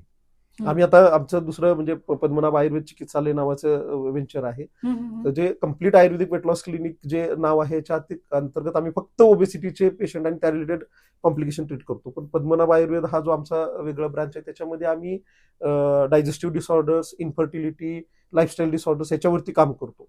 तर मॅडम मी खूप चांगल्या पद्धतीने बघितलं, म्हणजे संधिवाताचे पेशंट आहेत त्यांना बऱ्याच वेळा वाटतं की आर्य फॅक्टर वाढला म्हणजे आता तो नॉर्मल होणारच नाही. आमच्या कितीतरी रुग्णांमध्ये हा आर्य फॅक्टर नॉर्मल झालेला आहे. गृहिणी ज्याला आपण IBS म्हणतो, इरिटेबल बॉवेल सिंड्रोम, ह्या रुग्णांना सुद्धा बऱ्याच वाटतं की आता आपलं पचन सुधारणार नाही किंवा डायजेशन नीट होणार नाही. पण कितीतरी आम्ही ह्या IBSच्या केसेस चांगल्या पद्धतीने ट्रीट केलेल्या आहेत. तर हे सगळं हे केल्यानंतर काय आहे, तर कुठल्याही आजारावरती मात करायची असेल तुम्हाला, तर पहिलं काय आहे की तो तुम्ही योग्य सल्ला घ्यायला पाहिजे आणि जेवढे नेसेसरी उपचार आहेत तशा पद्धतीने शास्त्रीय उपचार त्याच्यासाठी घेणं गरजेचं आहे आणि तुमची मानसिकता चांगली ठेवणं गरजेचं आहे. हे जर तुम्ही केलं तर कोणताही आजार असू द्या त्याच्यात तुम्हाला उपशम नक्की मिळतो. बरं, डॉक्टर्स पण तेवढे रॅशनल आहेत ना मॅडम, जिथं मर्यादा आहे तिथं आम्ही नेहमी सांगतो रुग्णांना की ही गोष्ट बाबा आमच्या हातातली नाही, ही आम्ही करू शकत नाही, अगदी स्पष्ट. पण जे हातातलं आहे ते 100% आम्ही तशा पद्धतीने कमिटमेंट देतो आणि ते तशा पद्धतीने करून घेतो. त्यामुळे मला असं वाटतं की तुमची प्रॉपर इच्छाशक्ती, योग्य मार्ग आणि त्याच्यावर सातत्यानं वाटचाल करणं, हे जर आपण मूलमंत्र आत्मसात केला तर आजारावर मात करणं काय, आयुष्यातल्या कुठल्याही प्रश्नावर आपण मात करू शकतो. इतकं सोपं आहे मॅडम. खूप छान सल्ला दिलात तुम्ही आज. सो यानंतर मला काही रॅपिड फायर क्वेश्चन विचारायला आवडेल डॉक्टर तुम्हाला. सो मला तुम्हाला हे विचारायचं की सकाळी उठल्यानंतर पहिलं काम तुम्ही कोणतं करता? सकाळी उठल्यानंतर मला असं वाटतं मॅडम की प्रत्येकाने एकाग्र व्हायला पाहिजे. मी स्वतः पहिलं उठल्यानंतर ते करतो, 2 मिनिटासाठी का होईना पण पहिलं एकाग्र होतो आणि जे दिवसभरात कामं करायचे त्यांचा पहिला मी आढावा घेतो. माझं टू डू लिस्ट असते, मी तिच्याकडे नंतर नजर टाकतो, पण पहिलं मी 2 मिनिटं स्वतःच्या श्वासाच्या गतीकडे लक्ष देऊन एकाग्र होतो आणि मग पुढचा दिवस सुरू करतो. बरं, तुम्हाला आवडणारा सगळ्यात फेवरेट व्यायाम प्रकार कोणता? मला खेळायला खूप आवडतं. 2 खेळ, म्हणजे माझा व्हॉलीबॉल एक आवडता खेळ आहे, दुसरं बॅडमिंटन कोर्टवर जे तुम्ही बॅडमिंटन खेळता त्याच्यासारखी मजा दुसऱ्या कशात नाहीये. असाच आनंद तुम्हाला फुटबॉल खेळताना सुद्धा मिळू शकतो, तेवढा छान स्टॅमिना तुमच्याकडे पाहिजे. माझे आवडते 2 खेळ आहेत ते व्हॉलीबॉल आणि बॅडमिंटन. बाकी व्यायाम प्रकारामध्ये मी तो सांगितलं की चालणं हा व्यायाम प्रकार कधीही श्रेष्ठ आहे सगळ्यात, कारण त्याच्यानं सर्वांगीण शरीराचा व्यायाम होतो आणि कोणत्याही पद्धतीचं काय म्हणू आपण शरीरावर ताण न येता तो व्यायाम होतो. एरवी चालायला मलाही नक्की आवडतं, म्हणजे हम्म. शतपावली मी कंपल्सरी घालतो. मला स्वतःलाही वाटतं की ती स्ट्रेस बस्टर आहे. रात्री जेवणानंतर तुम्ही 5 मिनिटं जे चालून येता त्याच्याने पोटातलं अन्न आतड्याकडे जायला तर मदत होतेच होते, पण त्यामुळे तुमचा स्ट्रेस पण रिलीव्ह होऊन जातो. हम्म. इतकं ते सुंदर आहे. पण खेळ म्हणाल तर बॅडमिंटन आणि व्हॉलीबॉल आणि व्यायाम बरं. प्रकारामध्ये मला चालणं हा प्रकार मला स्वतःलाही आवडतो. म्हणजे मी पुणे ते पंढरपूर पायी वारी केलेली आहे, बापरे. त्यामुळे चालणं मला नक्कीच आवडतं. ओके. असा कोणता क्षण किंवा अशी कोणती गोष्ट आहे ज्याच्यामुळे तुम्हाला खूप आनंद मिळतो? मॅडम हे एक म्हणजे डॉक्टर म्हणून किंवा असं मला म्हणजे माझ्या अंगावर शहारे उभे राहिले, मी आवर्जून तुम्हाला हे सांगतो की बऱ्याच वेळा माझ्याकडे मी कन्सल्टेशन करतो पेशंटचं, म्हणजे रुग्णाचं ज्यावेळेला समुपदेशन करतो, ते समुपदेशन संपल्यानंतर पेशंट दारातून बाहेर जाताना आवर्जून दारात थांबतो आणि मागं वळून मला म्हणतो, डॉक्टर तुमच्याशी बोलून खूप बरं वाटलं. मला असं वाटतं की हा माझ्या आयुष्याचा काय म्हणू आपण पर्पज ऑफ लाईफ आहे. म्हणजे आपण एखाद्याच्या आयुष्यात आपल्या बोलण्यानं खूप चांगल्या पद्धतीचा बदल घडवू शकतो, हे मला अनुभवता येतं. आणि हे ज्यावेळेला तो पेशंट असं बोलतो ना, त्यावेळेला मला खूप आनंद देणारा क्षण असतो. मी नेहमी मॅडमना घरी म्हणतो की 2-2 तास देवाजवळ बसून माळ जपल्यानंतर किंवा साधना केल्यानंतर जे समाधान लोकांना मिळतं ना, ते समाधान दिवसाच्या शेवटी माझ्याकडे असतं. त्याचं कारण काय, तर माझं काम मी तेवढ्या आनंदानं करतो आणि ते तितकं छान मी जपतो, त्यामुळे तेवढं समाधान दिवसाच्या शेवटी माझ्याकडे असतं. त्यामुळे माझ्या रुग्णाच्या आयुष्यात बदल घडून येतो तो क्षण. आणि माझ्या बोलण्यामुळं रुग्ण काहीतरी चांगलं करण्यासाठी ज्यावेळेला मोटिवेट होतो आणि ते व्यक्त करून दाखवतो, तो क्षण माझ्यासाठी खूप आनंदाचा क्षण आहे. खूप चांगली गोष्ट आहे. आणि मला आता शेवटचा प्रश्न तुम्हाला हा विचारायला आवडेल, तुमच्या पॅरेंट्स कडून तुम्हाला काय मोलाचा सल्ला मिळाला आतापर्यंत? म्हणजे माझ्या वडिलांनी आवर्जून मला सल्ला दिला होता. मला आठवतं माझं लक्ष्मी रोडला मी माझं पहिलं क्लिनिक सुरू केलं. ज्योती गॅस अप्लायन्सेसच्या समोर माझा दवाखाना होता. तर उद्घाटनाच्या दुसऱ्या दिवशी मला वडिलांनी दिलेला सल्ला होता, जो मी अजूनही कायम लक्षात ठेवलाय, की आपल्याला काही पोट भरण्याचा प्रश्न नाहीये म्हणाले. तर आपल्याला जे काम करायचं आहे ते सेवाभावानं करायचं आहे. उगीच काहीतरी लोकांना फसवून किंवा हे करून आपल्याला पैसा कमवायचा नाहीये, हे लक्षात ठेवा म्हणले. तो वडिलांनी दिलेला मोलाचा सल्ला आहे. तो मी आजपर्यंत कधी विसरलो नाही. इथून पुढच्या आयुष्यात मला कधी त्याचा विसर पडणार नाही. मला ह्याला जोडूनच सांगावं वाटतं की गांधीजी खूप छान म्हणायची की तुम्ही कमवलेल्या संपत्तीचं खरं मूल्य काय आहे, तर ती ज्या माध्यमातून कमवली गेलेली आहे त्या माध्यमाची जी नैतिकता आहे त्याच्यावर तुमच्या संपत्तीचं खरं मूल्य अवलंबून आहे. तर त्याच्यामुळे वडिलांनी सांगितलेला हा सल्ला, हा गांधी विचार मला खरंच प्रभावित करणार आहे आणि मला तो पटतोय तितकाच मनापासून, आणि तुम्ही पाळत आलो आणि इथून पुढे नक्की पाळणार. खूप छान, खूप छान. म्हणजे आज तुमच्या प्रश्नांची उत्तर ऐकून मलाच मोटिवेशन मिळालंय. नाही अगदी. आणि त्याच्यात पुढे जाऊन मॅडम बोलायचं झालं, हे वडिलांकडनं आलेली गोष्ट आहे. आईकडनं एक गोष्ट मी शिकलोय. तसं माझ्या आईचं शिक्षण कमी आहे, म्हणजे आई आमची लग्नानंतर 10वी पास झाली. पण मला आईकडनं कळलेली गोष्ट काय माहितीये ना, तुमची जर प्रबळ इच्छाशक्ती असेल ना, तर तुम्ही कोणतीही गोष्ट साध्य करू शकता. मला आठवतं की म्हणजे आमची आईची आई एक्सपायर झाल्यानंतर आमच्या आईला रात्रभर झोप लागली नाही. तशी काही आई आमच्या कवी मनाची नाही, पण पहाटे उठून तिने तिच्या आईवर कविता लिहून काढली होती, कारण ती तिच्या आईशी असलेली तिची ती अटॅचमेंट होती.